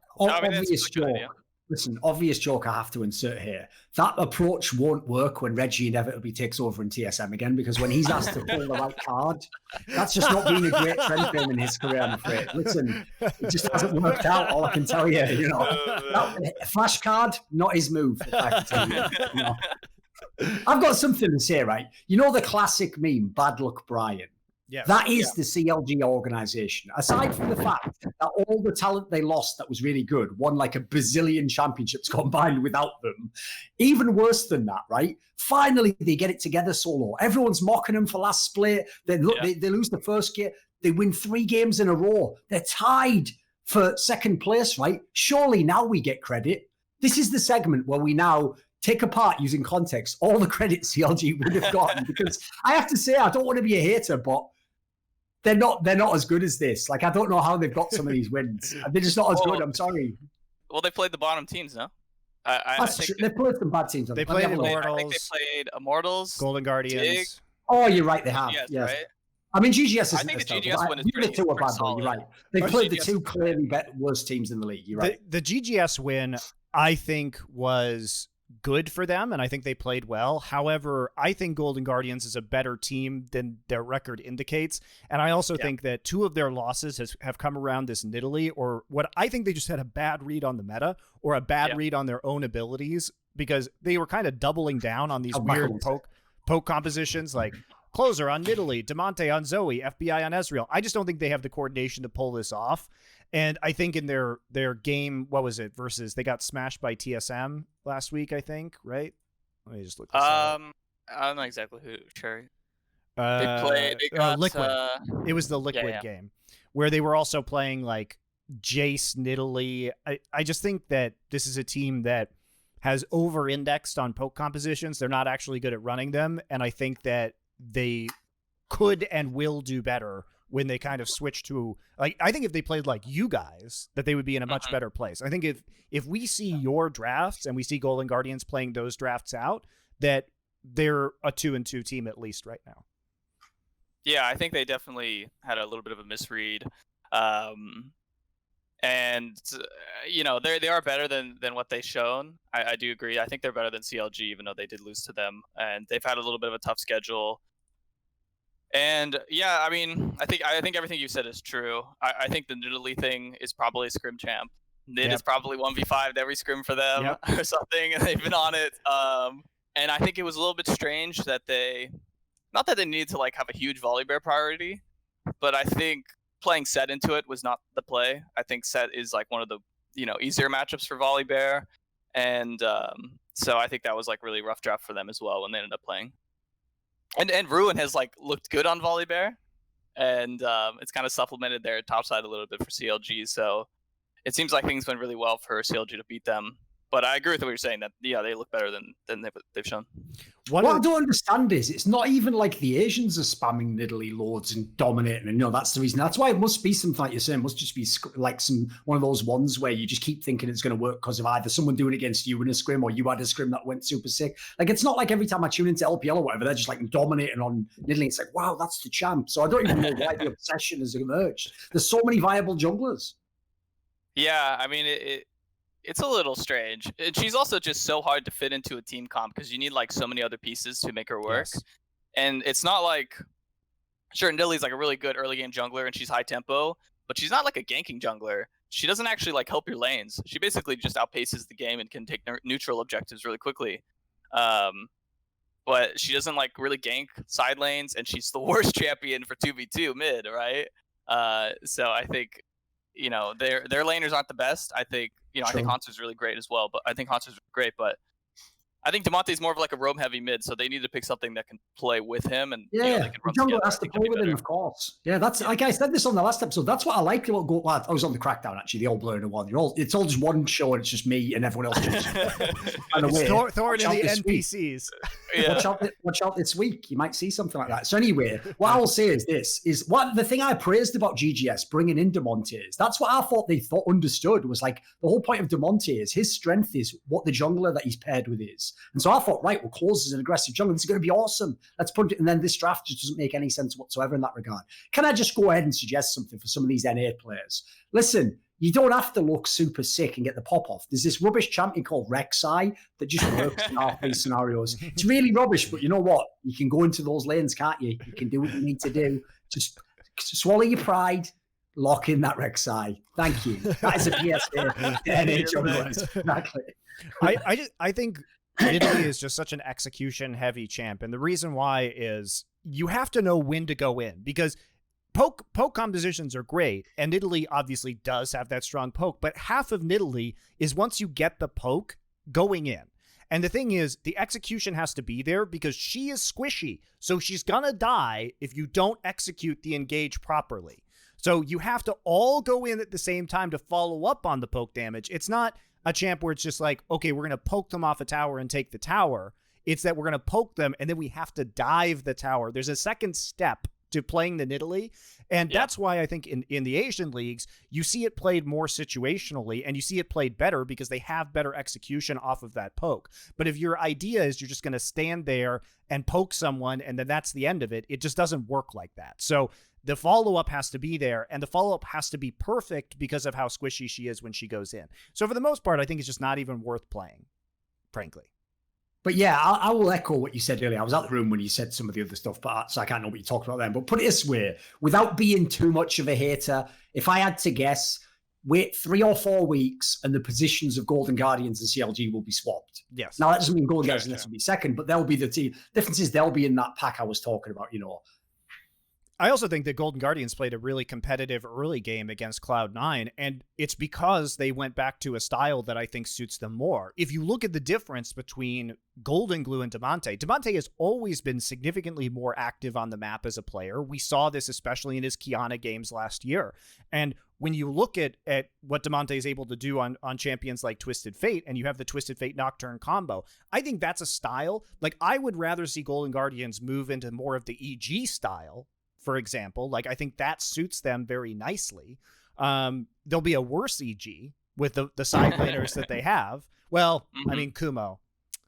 I think Hanser's really good. I think that's what I'm saying. Hanser's much better than Kumo. So maybe they'll be sort of a slightly worse version. Jizuke is way better than Damonte. What are you talking about? Sure. That's Come true. on, homie. Fair's fair. Yeah. They'll be a worse EG for sure, but they're going to be a more competitive team, I think, if they play that style. And honestly, I thought what they did early versus Cloud9 was impressive. Yeah, no, they looked good. I thought maybe I'm remembering incorrectly, but I thought their TL game was fine as well. I think they were pretty competitive in there, and I think Damonte looked really good in that game. So they've showed that they can keep up with teams, but they got to just fix a few things so they can close out and actually get wins. And that might do with draft, and that might do a little bit with their play. And speaking of which, wait. I think where it fell apart there for Golden Guardians in that game was not the early, when they were fighting the 2 and 3 man skirmishes. That's where they look good. The problem with that composition is that you can never really 5v5 in the late game, because they were just trying to all in on the Aphelios with the Twisted Fate and with the Nocturne. And even when they killed him, if you use both ultimates in a 5v5 to do that, you still lose the fight. Like, it's just one of those things that you have to remember, that effectively when you're playing Nocturne and you're playing with TF, you have 2 utility ults. So you have to, they're going to have an effect in a team fight in terms of initiation, but they're not going to have an effect in terms of damage. So, and by the end too, when the QSS and the GA is on Aphelios, like, it's just over. I mean, it's just over. So you have to play for a positional advantage. You have to play to the side lanes. You have to play for man advantage, because that's how those utility or like global movement ultimates work. You can't expect to like all in a 5v5 and win. So I think that was the mistake they made later on. Right, since he referenced them, the team we also should talk about obviously is Team Liquid, because like as people, I know this is how you know, by the way, like it's one of the things I've always thought's funny, Solo, is that people act as though like pro players, they do it with journalists, but they do it with pro players. They act as though you guys only see the games on stage and that's the only information you have to go off. So like I said this on the first episode of this split, it's not a coincidence. Almost every interview was some variant of like a headline of like, I think Team Liquid will be better than TSM this split. I think Team Liquid actually will do well without double lift. Like everyone was saying that. Now that just tells me, that screams to me, they must be pretty decent in scrims. Meanwhile, TSM's probably still trying to get everything together. Like, what do you think of Team Liquid overall? Like, they're clearly not world beaters, but I actually did think, for me, even just roster-wise, there's some real pieces to work with it. So where do you see them at? Like, do you scrim them much? Are they any good in scrims? I think they're a good team. To me, it feels really familiar to how they were when they were winning, not like last split, where it's like they got a bunch of veteran players, so they don't really make big fuck-ups. And they play like a pretty controlled style. They have good shot calling, so they just get to mid-late game, pretty close game, and it's hard to beat them. And they just they make really good decisions. And I think tactical is like good enough. I don't think he's like as clutch as double lift or as experienced. So maybe he'll have some bumps in the road, but for the most part. For the most part, Cordelia kind of just runs the show.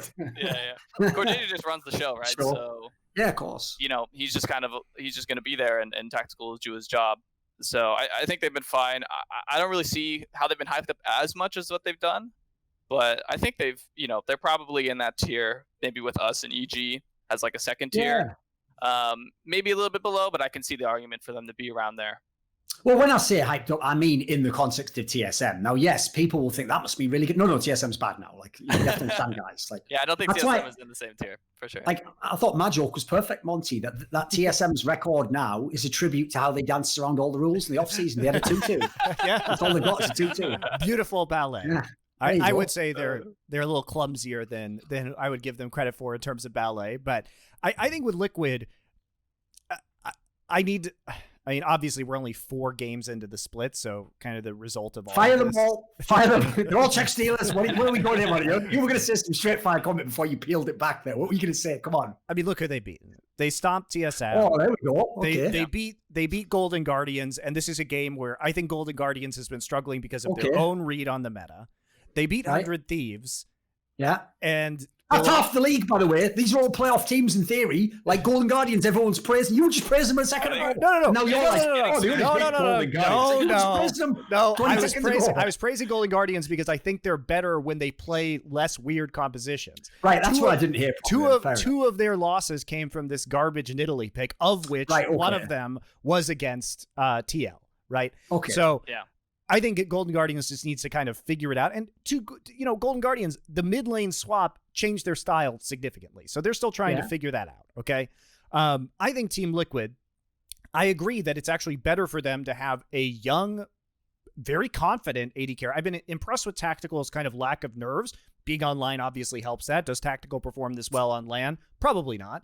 But I also think that having Core JJ, a literal world champion player who can groom this new AD carry on the roster is very effective because it sets up a better hierarchy of who is in control of the game that probably didn't exist when Doublelift was there, frankly. Because I think Doublelift, being that longtime veteran, famous player, was probably not great for Team Liquid last split because there's too many cooks in the kitchen. And I think you remove one of the cooks, and now you have a more efficient kitchen, as it were.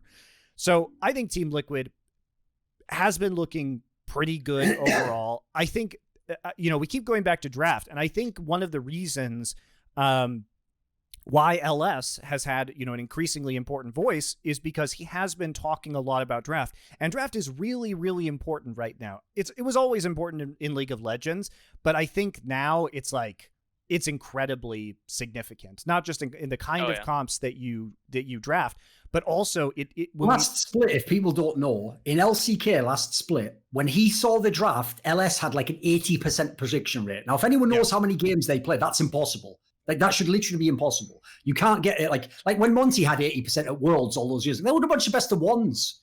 And that was like bit one region versus a bad region. Like, if you're doing that with the best teams in Korea after draft, like, that means the draft really did dictate the game. To be fair, I think a lot of analysts would have a significantly higher prediction rate if they could predict after draft. And that's one of the things we had always discussed about League of Legends is like, can we please predict after draft instead? So yeah, it's still very good though, right? And I do think that if you look at this Team Liquid game, and one of the things, if you guys don't follow Tim Magic, who runs Oracle's Elixir, he's a stat guy. And one of the things that he's been posting a lot about recently is sort of Diamond 1+ results of Volibear matchups. And so he was showing, well, one of the things about Volibear is he's got like a 53% win rate, I think, versus Ornn, and like a 54% win rate in all Diamond 1+ games. A 54% against MonteCristo. But one of the things that he pointed out is that a lot of Volibear's so far unfavorable matchups have been against non-meta top laners. So kind of in the non-professional meta top laners, I should say. Champions like Fiora, let's put it out there, I think was one of them that had a pretty solid win rate versus Volibear. And obviously this is solo queue, and obviously he was just reworked, so people haven't perfected how to play against the lane matchup, and you're a great person to talk about this. But in terms of top lane meta champs, they picked the MonteCristo into the Volibear, and like, why you would do that against, you should have an advantage here in the top lane, Impact versus Kumo. Maybe they got arrogant thinking, okay, well, Kumo has not been great this year overall, but if you're going to give Kumo the Volibear, which I just think you shouldn't do against EG, it also slots in really nicely to EG's composition. This is a perfect comp for EG, right?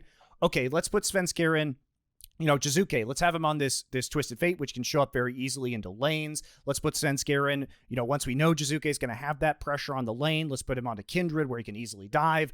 And then we have Volibear where, in terms of dives, having Kindred ult and Volibear ult is pretty crazy, right? Yeah. That's a great combo with Twisted Fate if you're going to start playing aggressively and push out those side lanes. So I think really they set up Impact to fail here in many ways. And also, like, what is Jensen going to do early game on this Cassiopeia? Sure, if you can get late, but if they play topside right, which I think EG did in this game, it becomes much more difficult to come back, and the MonteCristo becomes useless. You're never going to get to scale with the Cassiopeia. So I think Liquid kind of dug their own grave in the draft right here, and EG got a comp that's just perfect for EG's playstyle. Yeah, and I mean, I agree with everything you're saying. The thing that worried me about that TL game was it just seemed very reminiscent of them last split, which is like kind of a questionable draft because a lot of their players have like really stagnant pools. They played Trundle almost every game. MonteCristo is like a pretty staple Impact pick that he's played twice now. So it's like, okay, how much champs do they actually play? And then you saw like a classic TL, just a bunch of their players just doing dumb things. The TP bottom was basically a GG for top, kind of through his, like, any chance of him being relevant. You saw the Cassiopeia flashing and then missing her ulti going the other direction. You saw Broxa flashing over a Dragon Pit because he lost the smite, killing himself. Like, it was just like, these are veteran players, they do this stuff. Like, that's the thing you saw last year that was really concerning. It was like, they have these lapses in judgment where they just almost solo lose the game individually, right? These really bad plays. So it was kind of concerning, I guess, because TL hadn't really played anyone that good, and EG is the first good team they played, I'd say. Right. Wait a And for minute. them to just get blown out and play the way that they did, it looked pretty bad. Right, I'm going to push back since you're both doing this thing where you just like play music. You just keep like shifting the values of what the teams are in the league. So here's the thing, right? There's only 4 teams. Let me have a look, actually. Let me see. Oh, like there's 5 teams that Team Liquid hasn't played yet, right? Yeah. Those are the 2 best teams by your metric, which is Cloud9 and FlyQuest. Sure. And the 2 worst teams, Immortals and Dig. Everyone else is like teams that are around their level, and they have a 3-1 record. Okay, I don't know if I agree. So first off, I would say that Team Liquid is in the conversation for kind of the second tier of teams behind Cloud9. I think this draft was like weird and bad from them, so I don't give it, that much consideration that they got blown out, right? But I do think he went ham in this game. Like I was saying, they were like Cloud9, like yes. they just absolutely went off. Yeah, yes. They look like they even did that move which I loved, by the way, where even though they had a guaranteed kill of, I think, like Boxer in the jungle over near the red buff, they just let TF port in just to get the kill. It's like, screw it, just get Jizuki rolling. Who cares? Let's just go, boys. Strap in. I love that. I think, I don't know. I think that this was kind of a. I think that this was tainted by the draft in a large degree. But I think a lot of NA teams, obviously, we've talked so much about the draft already this episode that this is another reason why I think in this meta, I'd really love to see more best of 3s, because I think best of 1s are just super wacky in general, but they're even wackier than normal right now. Also, the other thing is this. Listen, I'm with you if you want to look at like their wins against GGS and 100 Thieves, and you want to be like, oh, but are those teams that good? Okay, well then when we talk about 100 Thieves later, I don't want to hear any like apologies for 100 Thieves and telling me how they've got potential and how they're good and stuff. So decide now which way we're coming down this one. Because listen, right. I'll style on TSM like that. It's funny. But I'll at least give them credit. They have some of the players to be good. I go the other way at 100 Thieves. Like, I don't even like to me, that team needs like a permanent therapist. Like, what hope is there if you have that team? Like, I don't know where that goes. Okay. Before we talk about 100 Thieves, to your point, Thorin, one of the things that I was thinking about last night that I really wanted to do with this episode, and I was just too lazy to ask you guys to do, is I wanted all of us to come up with our power rankings for LCS, because I actually think it's really interesting to go through that exercise right now. So before we talk about 100 Thieves, I think we should put ourselves on record for who we actually think like are the top teams, so that we can stop this conversation of, oh, this team is pretty good. So for me, just looking at it, I would say my current ranking goes like this: Cloud9, FlyQuest, EG, TL, and this is where it gets a little weird, right? TSM maybe. Yeah, we'll see. I feel like I can give them enough there, but I'm not sure, because I feel like it's like, let's face it, it's between them and maybe like just in them GGS probably. It's Golden Guardians or TSM. I think Golden Guardians is going to figure out a more consistent play style, and just because of TSM's history this year of just bouncing around randomly between play styles, I think that even though pound for pound, I would say that TSM is a better team, I think that their own strategic inconsistency makes me really question them. So here's the counterpoint, Monty. Do you want to put your chips on the side of Hui? Yeah, exactly. I know. Would you like to do that, sir? I'm the number one. Would you prefer to think I am the number one. I'm just asking. I am the number one Hui hater in the universe. Okay. So dude, I hated him when he was even at his peak. I used to be like, they should take the championships away from him. Those shouldn't be down. No, I agree with you, because no, not Hui. I actually am legit like the Hui hater. That's me. Okay. I really just don't like him as a player. Sounds like a Dr. Seuss book or something, but fair enough. Who hates Hui the most? Yeah. It's Monty. I am the Hui hater. Hui hater. Who hit her. Who he. You can go forever with that, mate. You know. I get your point. Yes. So yeah, I think you could say it like this, Monty. Aside from maybe some of the draft choices, GGS looks like they know their identity and play to their style better than TSM does. TSM probably has the better players, but right now they had lost. They're in the desert of the real in Matrix. You're just done, mate. There's nothing for you now. Which, by the way, is wonderful. So you know what? I don't hope they get worse. I don't hope they get better. Here's the thing about me, Solo. Where I am a bit evil and a bit vengeful is when you're in a position like they are. I just hope it stays like this for a long time. I want you just in that purgatory. Exactly. I want you in that like tied record, like not good enough to do anything, but just good enough that every game you come in with the hope that you could just to get a I want that. Exactly. That's what I want. That's hell. That's hell. Yeah. I'm evil in that sense. I don't deny it. You know? So with that in mind, I will put Golden Guardians above TSM. Okay. Even though I think that they are super close, and It's gonna get messy now, though. All this right, part here we go. The ranking's gonna get really messy. Yeah, here's where it goes. So I can't believe. Okay, so here's what I'm gonna do. CLG, Dignitas, 100 Thieves, Immortals. Mm-hmm. That's how I round it out. So I think Dignitas. Oh, you think Dig is better than 100 Thieves?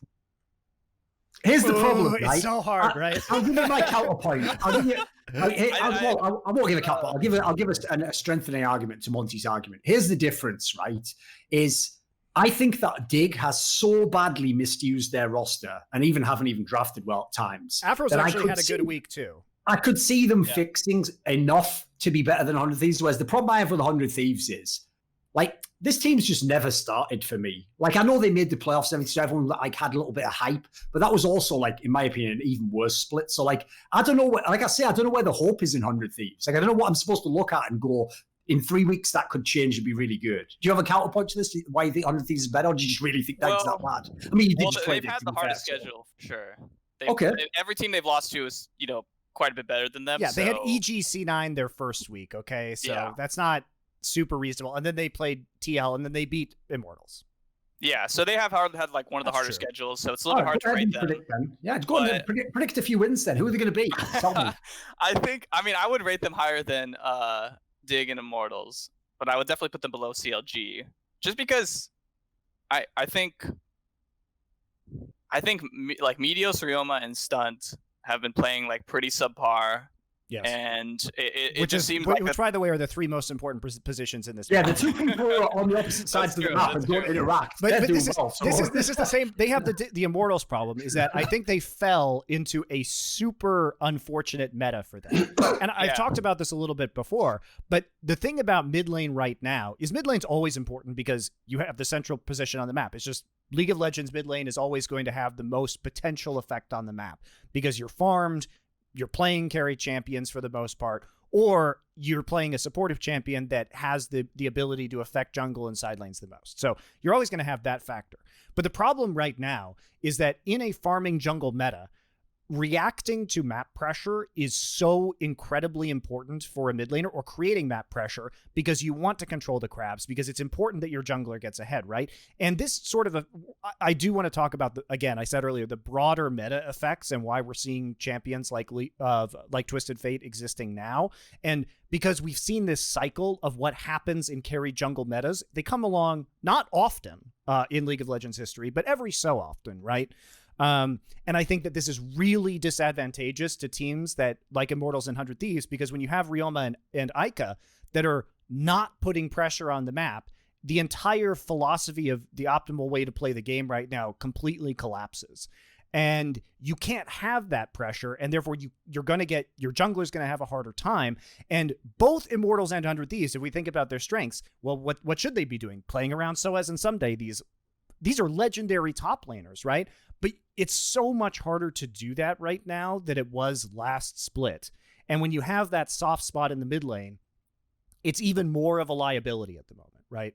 Yeah, because their mid laners are just like what would you even say, like Azir and Orianna mains, like that. They're the most boring morphos in the league. Like, these guys aren't going to do what you're talking about. They think it's a farming mid lane meta. But it's not even that it's Azir or Orianna. It's that it's Azir. It's like playing Azir, but not having mid lane pressure with the Azir. So the enemy mid laner can just like play TF and just shit on you. No, the joke is they play it and then they just go, look, I went even. Yeah, exactly. Yeah, okay. That's like I gave you $1 million and you were like, look, I made 500 and lost $1.5 million. Like, all right. That's why I thought the strategy that 100 Thieves had of playing Kindred into C9 in week 1 was so wacky, because you have to have pressure to play Kindred, because otherwise you're never going to get your marks. You're never going to like do anything as Kindred. And that's just what happens. You just choke yourself out in a lot of ways. So I think 100 Thieves, obviously beat Immortals. I think Immortals is looking like the biggest disaster in the league right now by a large margin, and I don't think 100 Thieves should be put into the Immortals bucket. I think Immortals is like a tier down, even among the other worst teams in the league. But I think that they share the same problems. And one of the things that you have to think about too with what we should ask ourselves, and I think there's a broader conversation to be had here about what carry jungle metas look like, because one of the things that happens in a carry jungle meta is that you can have, now we had Galio obviously mid last year as well in a non-carry jungle meta, but one of the things that it does is when you simply have more XP available to the jungler, then they become a more reliable threat. Okay, so you can play damage carries. What does this do to the game? Well, it makes, let's talk about it. It makes ganks way more dangerous because you have a higher level jungler with more damage based on the champions that they can play, as well as more items, right? So it means that a lot of the skirmishes become more dangerous because both junglers are higher level, and tower dives become inherently more dangerous, right? But the other thing that it does that people don't talk about is it makes split pushing in the late game significantly more of a threat as well. So if I have a very farmed up jungler that's heading into a split push situation that can 1v1 a solo laner in that particular instance, right? Well, that changes the way that you can actually overall put pressure on the map. And it also potentially changes the way you play mid lane champions. Twisted Fate becomes much more viable when you're shunting some of the carry responsibilities over to the jungler, because then you have even more split push threats. Like once he gets the Lich Bane, obviously super dangerous. So it really does warp the meta in a very particular way about how you can put pressure on the map, who can be assigned to these lanes in the late game, right, Solo? No, I agree. I think everything he says is true, and as well, carry junglers just pretty much like punish. I feel like they punish mistakes more because as soon as the carry jungler gets ahead, you basically have like lost almost all control of like the game in a way, because then they're able to actually just beat your laners. Exactly. So even if you're a laner just walking around, if you run into the jungler, you're just gonna get pushed out or like beat up a little bit. Where if it's like a Sejuani, I mean, you could just kind of ignore her. So it's just a lot more punishing for the team that falls behind. Yeah, and I think that's kind of under-discussed in general in the way the game state is playing out right now, is how much it changes turret diving threat early and how much it changes lane assignments late in terms of overall map pressure, because you simply have more options in who you assign to lanes. And then by having those options, you now open up a lot more mid laners that you could theoretically play in the mid lane, or, you can do things like, let's say, create these sort of fasting Senna situations, because it allows a more kind of even distribution of carry potential, and you can make more decisions about who's going to be playing what. So I think it's a really fascinating thing, but I think that, I'm trying to think about when the last carry jungle meta was. It's been years. They, like I said, they haven't come along a lot. I think to a degree we saw some of it last year. I mean, the last time Koreans played NAdalee is when I would say, like, basically, that was like a few years back. But you could carry on that. There were situations, I think, last year with Kiana where you could play this way, and indeed we saw teams like FPX at Worlds playing this way, but it was more based around the draft, and it was sort of less overall true. There was less opportunities to do it. Than there By are the way, right now. To tie this back into the discussion we were having before, this is also a reason I have no hope for 100 Thieves. Listen, everyone's going to think, what do you mean? Like, Meteos has been a great jungler. Like, the last few years, Meteos is like a Sejuani, Trundle. Like, these are the champions he plays. Like, he's not going to play like, he's not going to, I don't think you're going to see him carry much. Which is weird, because the start of his career was... Yeah, of course. That's what was he infamous for. Nasus, like, this, Back. Yeah, he should theoretically be able to do this. Like, I agree that when we think the narrative was set very early on about Meteos being a farming carry style jungler, but if you actually look at the last couple years, that hasn't been true, and he would have to kind of revert his style in many ways. But I'm not even sure that's possible with Ryoma in the mid lane. Is the point that I'm making? Yeah, to his defense as well, as you were saying, Monty, it's really hard to play carry jungler versus carry jungler when your mid is like. Not that I don't think Ryoma's doing okay, but I think he's definitely on the lower tier of mid. So it's hard when he doesn't have a lot of pressure and you're not able to take the risks. And you saw in a lot of the games, he's like playing Olaf and he ends up dying because like people collapse on him, or his team isn't like backing up his plays. Where a team like C9 with Olaf, they're always going in with him, right? Listen, it's all right. We've done the whole Ryoma isn't a carry mid and what a waste of an import slot. That's actually at this point in time, like who's on first base, like routine that we can just slip into. So let's just leave that. Like it's in past episodes if people want to see it. Yeah, we understand Ryoma isn't going to be that good. At the moment, his job is don't die. His job is Paul Belter, every other year. Even versus odd year Poe Belter. Is Poe Belter like the Star Trek movie franchises where it's even as good or it's been ruined by ideology? Even I don't know about that. But, no. Here's the thing: Poe Belter's just like the scene in those movies where someone's just like, "Promise me you won't die," and you're like, "That's the one thing you can't promise anyone." That's the tragedy of life. We all try to hang on too hard, but you have to let him go eventually. Not Paul Belter, just life. You will die. Somber moment in the show. Let's discuss top lane a little bit because we have you here. I want to go back to the Volibear. I just want to ask you one thing quickly before we get into that, because I've just noticed this. And I don't ever pretend solo that I follow like academy or squads. Like I don't know like who the subs on teams are. So I was just looking this up because I was just thinking to myself, listen, I get all the arguments against Xmithy. The problem is none of them involve Potluck. They're just arguments against Xmithy. So my problem with Potluck is this, right? I haven't really thought he's shown that he should be in LCS so far. And so I looked it up. I was like, who is this guy? Was he some sort of like stud or something coming up? I look, right, and this is not a joke. Last year, he was the coach. He was a coach in GGS, in their academy, in their main team. He was a coach. Oh, he was partially coach? Yeah, apparently he was a jungle man before that, but apparently he was like the coach for most of last year. Now this is something. Is this guy actually like? Do you play him in solo queue? Does he show competence there? What's the story with this guy? Do you know anything? Well, he mostly plays Lee Sin in solo queue, as far as I remember. I think as well. I know he was on the INT Academy team last year or last split. Yes, and they were okay. Yeah. I don't remember how they did. I think they were just whatever. They're kind of mediocre, but. Yeah, I mean, I think mentioning Xmithy thing, I kind of understand, because he honestly to me, he probably just kind of, he's got his money. Xmithy's got the bag. He's just got that guaranteed contract. He's another Hoonie.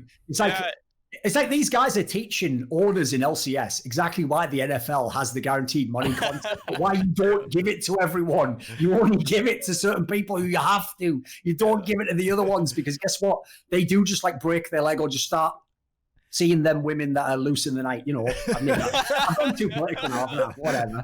I don't know. This is also, I think, we learned a lot of things from Overwatch League, but one of the things that happened was most of the players had guaranteed contracts, and the number of players that would bench themselves was ridiculous. Oh my God, dude. Like, and I'm just not feeling it. I've got a lot of mental problems at the moment. I'm burned out. Yeah, they would just sit like a star player we're talking about. It's all like has to play to win. That's insane. They would just say, I'm going to bench myself. Because as he's saying, as what you're saying, they don't get any like reduction. They don't go down to like the academy salary for that month or whatever, a week or whatever.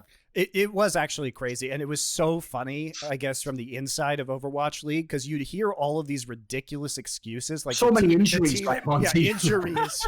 or players would just, the funniest thing was when players would just disappear, where the team would say nothing and the player would say nothing. And they the best is some of them went to Korea. They literally just flew out of the country, didn't they? Oh my God. Sometimes it was the team benching them for attitude problems, but a lot of the times it was just like, this player is like suddenly in Korea and the team doesn't say anything. There was no accountability either. It's just like, we would know that the player would just bench themselves, but there was a crazy bad attitude problem that was going on with the players in Overwatch League, and there was no way to control them. So yeah, it was. That's really insane. I don't know Xmithy's situation, so I don't want to say like, oh, he doesn't care or anything, but I think they just wanted to move past it. I guess it just wasn't working out, and I don't know. I'm okay with that situation, honestly, because I don't think, if Xmithy doesn't seem like he wants to be, part of the team too much, then I think moving on to another talent is fine. I wish more teams would do the same. Okay. And just kind of get rid of pieces that, aren't going to buy in, and you can tell they're kind of just going for the paycheck. So, I think IM PDT good with the Xmithy thing. I wish they would have done it with other players on their roster as well.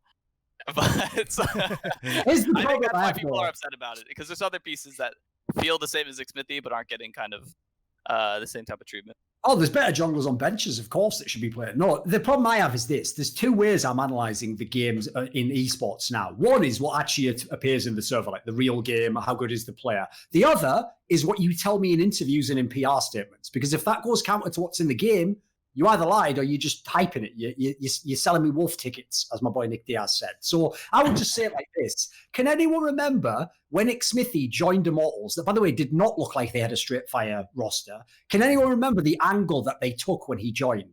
It was like, well, you know, I had something special here at Immortals. They've been like family to me. By the way, none of the same people whatsoever in any regard at Immortals. None of the same. Like, this is one of those guys who would I think Nick Smithy could do like a Coke commercial with a straight face and just be like, everything goes better with a Coke. So you are the biggest sellout mofo of all time. Anyway, well here's the thing. Sold it on the angle that he was motivated. He's going to create this legacy again, and then he hasn't even played over one split. And they were garbage in the other split. What is this? So here's the other thing. Second half, at least, I guess. I talked about this on Twitter, but the other thing about Xmithy that you have to remember is that, sure, we can criticize Immortals a lot for the way that this roster was constructed, but one thing you can't criticize them for is Xmithy is, we've talked about this on previous shows, the way you GM in LCS is there are certain dominoes that have to fall and that you have to have certain imports, and the entire thing is played around this delicate dance of imports versus residents and who is a good enough resident to sort of prop up your team while you get imports or whatever.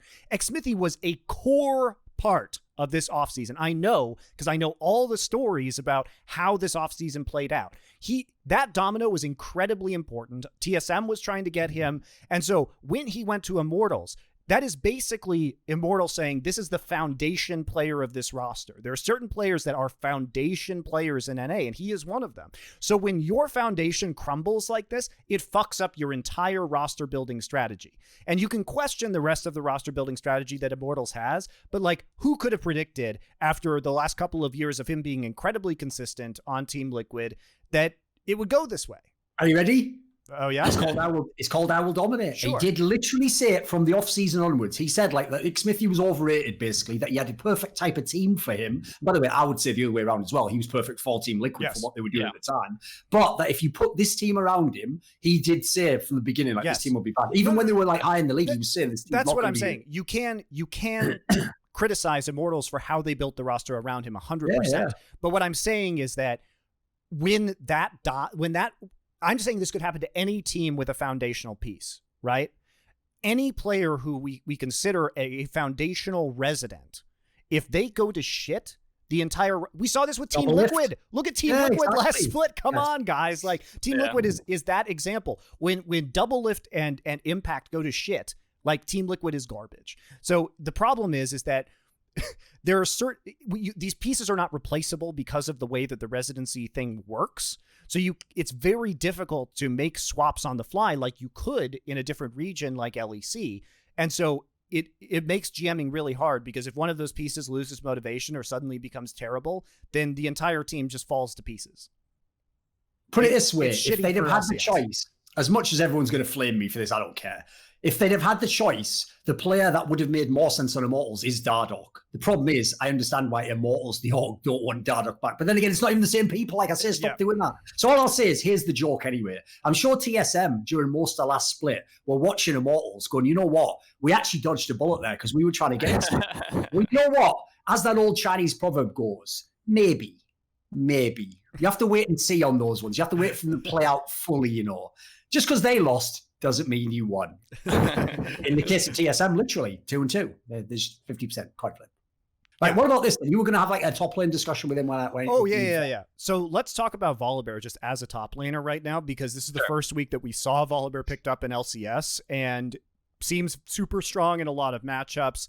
Questionable in terms of late game team fighting if you're not ahead. What are your general thoughts on Volibear? Are there late game team fights in this game? Listen, as someone who watched Froggen his whole career, I don't feel like they exist. Like, that scaling with the champion where you farm up and you get there, that doesn't happen. Like, that's like you have to lose exactly half of the skirmishes and then trade the dragons, as far as I can tell. It's almost impossible to happen. Yeah, scaling isn't so much of a thing. It's more of like 2-item spike. But yeah, as far as Volibear goes, to me, he seems a lot like kind of how Set was when he first came out. Because he's just like has really good early laning, and if he gets ahead, he's like pretty insane just because of how straightforward he is. He's good to snowball because he can dive people really well. So, I think people this week were really trying him out. A lot of teams were just playing Volibear first pick. People were trying some crazy stuff into him to try and figure out like what the counters are. And some teams think he's insane. Like, CLG and EG look like they think he's like the best thing ever, right? Yeah, they're all in on the bear. But some teams are like, because he does kind of fall off later on in the game, right? And I think especially versus a lot of the meta picks, like how is a Volibear going to kill like an Ezreal or kill an Aphelios? And how does Volibear going to team fight versus a Trundle? Because as soon as you jump in, you get ultied, you die, right? You're very committal champion. Like you have to tunnel whoever you go on because you're going to need to get your like second W off. You're also super kiteable. Yeah, you're very kiteable too. So it is a little bit difficult if you don't get ahead. So that's why you saw people play Ornn into it, because Ornn's like just relatively really safe laner. Even if you fall behind by like, some CS, it's hard for you to get dove because you're a tank, and you're just not going to feed the Volibear. So I think people will try different counters because no one really pulled out anything insane. I've been hearing people banned Shen versus it, or when they're playing it, they banned Shen in the TL match. So maybe that might be a pick that's good. The Fiora thing you were talking about, I've seen people try. So it's going to take a little bit of time for people to get the counter picks ready. But at the moment, it seems like he's just going to get you really good early prio, and he can snowball really well. But he's going to fall off late game if he doesn't, or he's going to fall off like mid to late game if he doesn't get ahead. Yeah, 25, 30 minutes into the game, turning off a turret doesn't do anything because you can dive indiscriminately at that point in time anyway with any champion. So yeah, and your ulti is just really easy to walk out of. like you jump, they just are like, oh, I'll just move over here and then I'll just hit you again, right? So yeah, I think it's an interesting pickup, but I've always loved Volibear because I have no mechanics. So this is a champion that I've really enjoyed playing personally. I also think he's just super funny into certain matchups. But he's always been super binary, and they didn't really change that about him. They increased his power in terms of the things he did well, but he still has exactly the same problems he always did when it came to... What I don't enjoy about Volibear and the competitive meta is one of the weird things about League of Legends, the game, that has always puzzled me, that players who are pro players never seem to get past this point, is there are certain champions that it's so difficult in your brain to hold the concept of target selection in mind. And he's one of those champions where I actually can't stand watching teams who are like ahead with the better comp just all put all the damage into the Volibear. It's like that in the morning. It's like, please just attack the other champions. Like that's the one that's supposed to take the damage. What are you doing? Please. And then there's the squishy champions just right next to it running around like this. I'm like, what? Yeah. He's getting more health. What's going on? Like, oh, this is for real. Like, are you the guys who chase Singe and solo queue? What are you doing? I'm going to question. Oh, keep going. Yeah, keep going, Matt. I was going to say that I think like EU didn't seem to prioritize him nearly as much as NA did, and I think that's probably because they have real top laners in Europe. Yeah. I think they have better picks. They probably already figured out some better picks. The picks. So. You're right. The picks are better. Yeah, I agree. Well, I do think as well. Like people have played kind of bad versus Volibear because his level 3 and 4 are like really insane because he has so much mixed damage that half of his damage could be magic damage. You have armor rune, right? So you're going to be taking a lot. I think this next week, I think we'll see people kind of. Some teams will still do it because it's still going to be consistent, but I don't think it's going to be like as insane as it was with first pick Volibear. And I think that if they do stuff like first pick Volibear, it will get punished by like some pretty strong counter picks. By the way, just before we move off the top lane topic, because I actually do have something else to ask about FlyQuest, but let's talk a bit about your career, mate. We would be remiss to just bring you on the show like you've been in the scene every single game, and 5 years it's been cool and it's all been smooth sailing and stuff. Like, I've got one question for you straight up, right? I actually wasn't aware on that Listen Loco episode we did like ages ago now, maybe like early last year. I actually wasn't aware that you had this like bad reputation, that everyone's always calling you toxic and saying how you're really hard to work with. Because on the shows, you're always pretty polite, you seem pretty amiable. What happens? What's going on? Where's this reputation come from? When the adrenaline hits his system, he turns into a demon. Well, I will say some of it is warranted because I was definitely like kind of an asshole in solo queue before, but I mean, it's definitely. I don't know. I wouldn't say it's like as toxic as you would expect from like EU solo queue or something. But I was just like more confrontational. Like I didn't want to just like take shit from people, And like they'll be like, "Oh, you're bad." It's like, "No, fuck you, dude. You're bad too." Like, get into it, right? And I mean, I don't really do that stuff anymore, so it's kind of funny when people still bring it up. Like did it limit your career though? Like, was that part of why teams weren't picking you up and you were just sat on the bench when you're obviously a competent LCS player? I don't think the solo queue stuff mattered as much because obviously, like, you know, I'm not gonna get banned or anything, right? I'm not doing anything bad. Okay. And I mean, you can go like check out my stream and stuff, and you could literally watch VODs me play solo queue. Well, what's your theory then? Like, why did these teams, like each time you've come into these teams you come into, you always come in with your stock like super low, and then you prove yourself and look pretty good, and then it happens again. So what's your theory on what's going on? Well, for the team stuff, like, I would say that I've, you know, progressively been a better teammates, and that's always something that I've strived to do. And I'm not gonna say like I'm a perfect teammate. Like I think Apollo is just like an incredible teammate, right? And I'm not Apollo, and I'm not like, you know, as nice. He'll even give his spot up on the main team. What a great guy. You know. He's not a nice guy, right? So, you know, I've had confrontations on, you know, my team is everything, and I've, you know, had difficult situations, and especially on teams like, you know, Summer Clutch and Echo Fox last year. You know, it sucks to be on a 10th place team, and you know, it feels bad to, you know, everyone's miserable when you're losing, and it's not a good time. And I think going into that off season, I don't know. I think, I don't want to point out names or anything, but people were just really quick to blame me for like a lot of the problems when it was like really a team thing, and especially like you just became the easy target. Yeah, I just became the easy target because I was definitely the most vocal about trying to like improve the situation. Like, how dare you? That will not stand for that. You must, you must politely lose the game in NA, I've learned. You know? Yeah, I mean, I was definitely told on Echo Fox that like they didn't care about winning as long as like everyone had a good time, basically. So, you know, and I like obviously want to win, and I was having a really good year. Like my stats in Echo Fox Summer were like pretty insane for given the situation. So, I mean, I didn't handle it that well, and I wasn't like fucking burning down the building or anything crazy.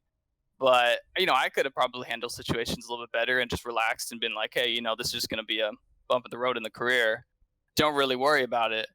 And I think I you know, I handled it well enough, I think. But, you know, there were a lot of whisper wars afterwards, and I'm not really a big like, you know, rumor person, so I didn't go around spreading my side of the story. That's the problem. You got to improve that, mate. Here's the problem. There's two ways you can do it. You come on shows and you play defense. That's what a lot of coaches do. Or when behind the scenes you go on offense. When they're talking trash about you, you talk trash about. I mean, you should know from solo queue. Basically, bring back. I'm telling you to go back to being toxic, but in your career. I didn't really know about it necessarily until maybe it's a little bit too late. But I didn't really play like this whole whisper war thing in the off season about like, oh, this is actually this person's fault, or this is how it really was. Right. And there was just like a lot of misinformation that was out there about me. And I think just like Pole Belter and DeMonte kind of got screwed over by maybe some GMs making some bad decisions or just some misinformation. I would say not necessarily bad, but GMs made riskier decisions. Let's put it like they were hunting for that upside. They were hunting for the diamond in the rough, you know, not the I don't know, ruby in the hand. I think, I don't know. It's hard to say exactly what was going on. I think I feel like GMs, they make their decisions more so they like make decisions so in hindsight they can never be like that was wrong. So they'll pick the big name players, they'll pick the people who have had success in the past, even if they're like washed, right? Even if the league thinks they're washed, they'll pick them. And then even if they do bad, they can say, well, how would I know? Like, Reddit thinks these people are good. You know, these people have won before. Like, this isn't my fault that they're washed now. But I think people who are actually like good GMs kind of look ahead and they realize that person's at the end of their career. This person's like on the come up. You know, let's get this guy. And I think those are the teams that ended up being more successful. Mate, I'll tell you a risky move. And this is one thing I've wanted to ask, but I've been trying to find the right moment to do it is, if you told me in season 10 that dontmashme would be in LCS and potentially better than we do have to talk about this. By the way, they were both playing in like 2011 or whatever. Like, I would obviously be like, right, what happens then? It's like, you know, has reality changed? Are we underwater at that point? What's going on? Like, how is this guy back in LCS? Because it's actually working so far. He looked pretty good. Yeah, I think he played well. I mean, I don't play bot lane. You know, that's, you know, Ignar's thing. So I think, you know, I I don't know. I'll play with whoever the coaching staff thinks is the best available, and whoever the team wants to run with. But yeah, that got brought up. They were like, hey, we want to try playing match. It's permanent now, right? I mean, I saw Power of Evil saying that like Wild Turtle's moved out the house or whatever. Is it like permanent that he's just the start of the whole? No, I mean, Turtle moved out regardless of right, okay. the match thing, just to live on his own, because I think he's just a little bit fed up with like living in a team house for how many years he has. Is probably a little bit much. So I just know that Mash has been playing well in Academy, so we're like, okay, let's try him out in some scrims, and he ended up doing well. So they wanted to give him some time on playing the stage matches. So he did well. We'll see. We might keep on splitting time. It's kind of hard to say.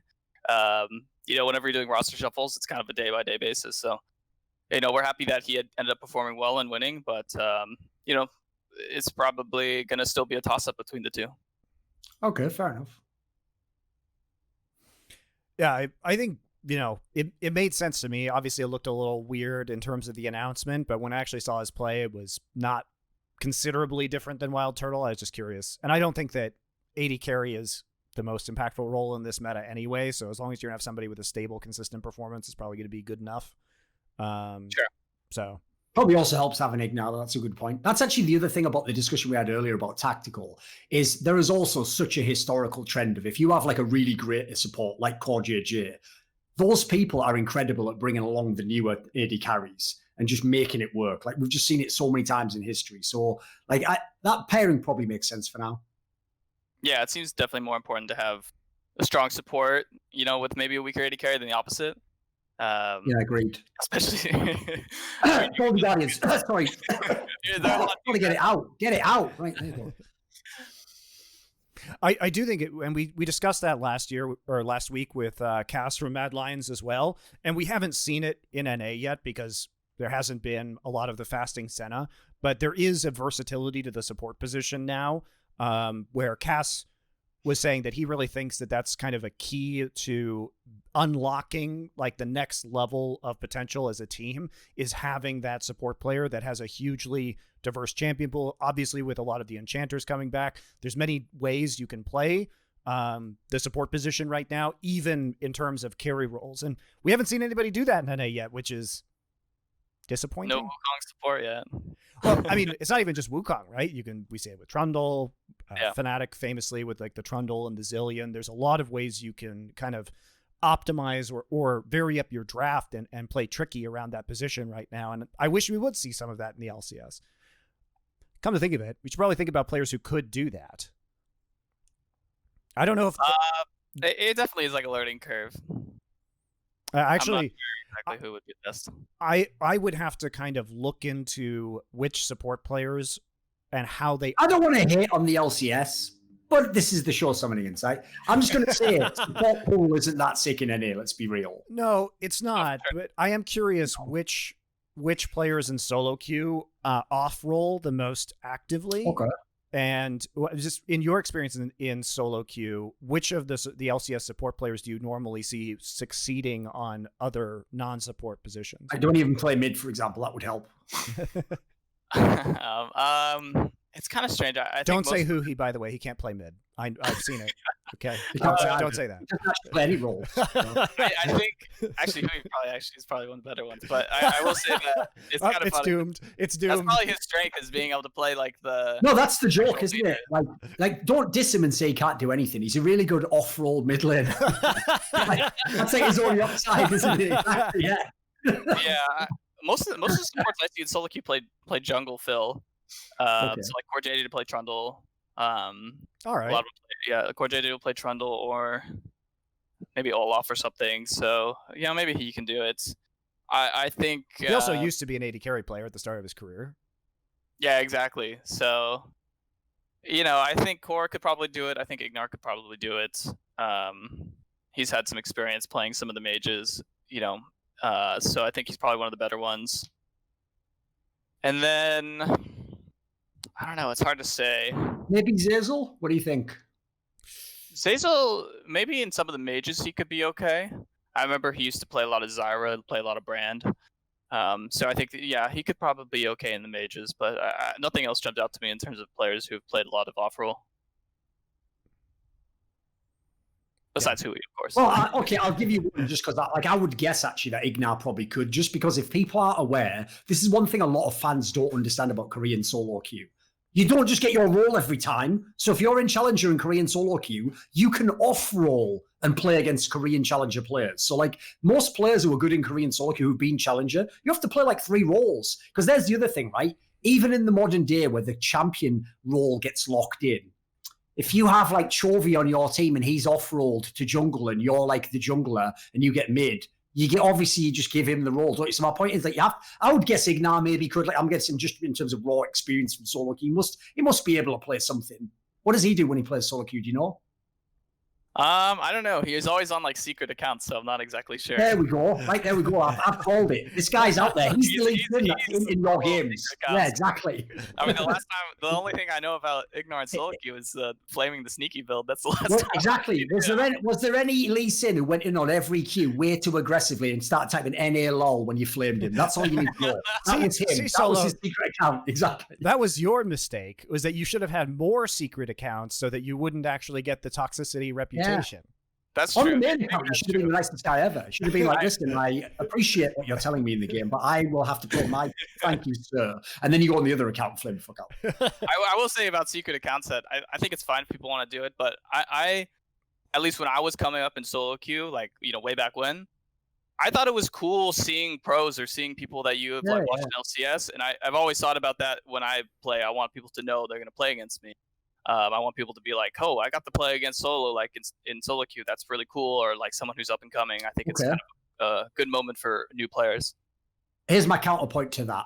That's why they were getting you so mad, because they were like, oh, it's solo. Even though this game's probably lost, let's just fuck with him. Let's fuck with him a bit. See if we can get him type stuff. I will say, I did get to talk about this in Solo's earlier conversation about, you know, getting mad in a team or like being confrontational. Not even getting mad, just being confrontational. I saw this with Double Lift too, where people are like, oh, Double Lift so toxic to his teammates. As his coach, I can literally tell you that he's really reasonable most of the time, even when he was less mature than he is now. And that what is construed as toxicity to teammates is simply like being straightforward in your criticism and not being mean, but just like trying to have a conversation. And honestly, so many LCS players are such beta bitches that they see this as an attack on their soul, when it's really not. And so part of coaching is like massaging these weak people's egos. I mean, there's a lot of truth to that. I mean, yeah, there's a lot of truth to that. I mean, that's why, I mean, it makes sense. There's not a lot of traditional sports backgrounds for a lot of these people.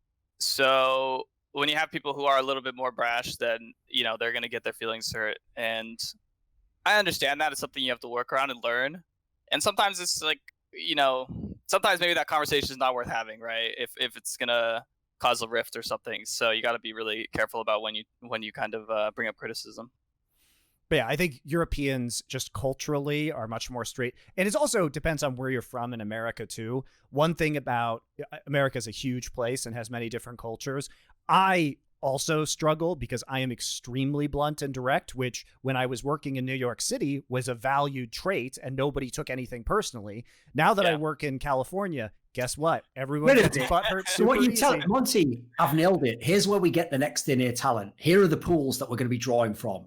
New York, yes, Boston, Philly, yes. There we go.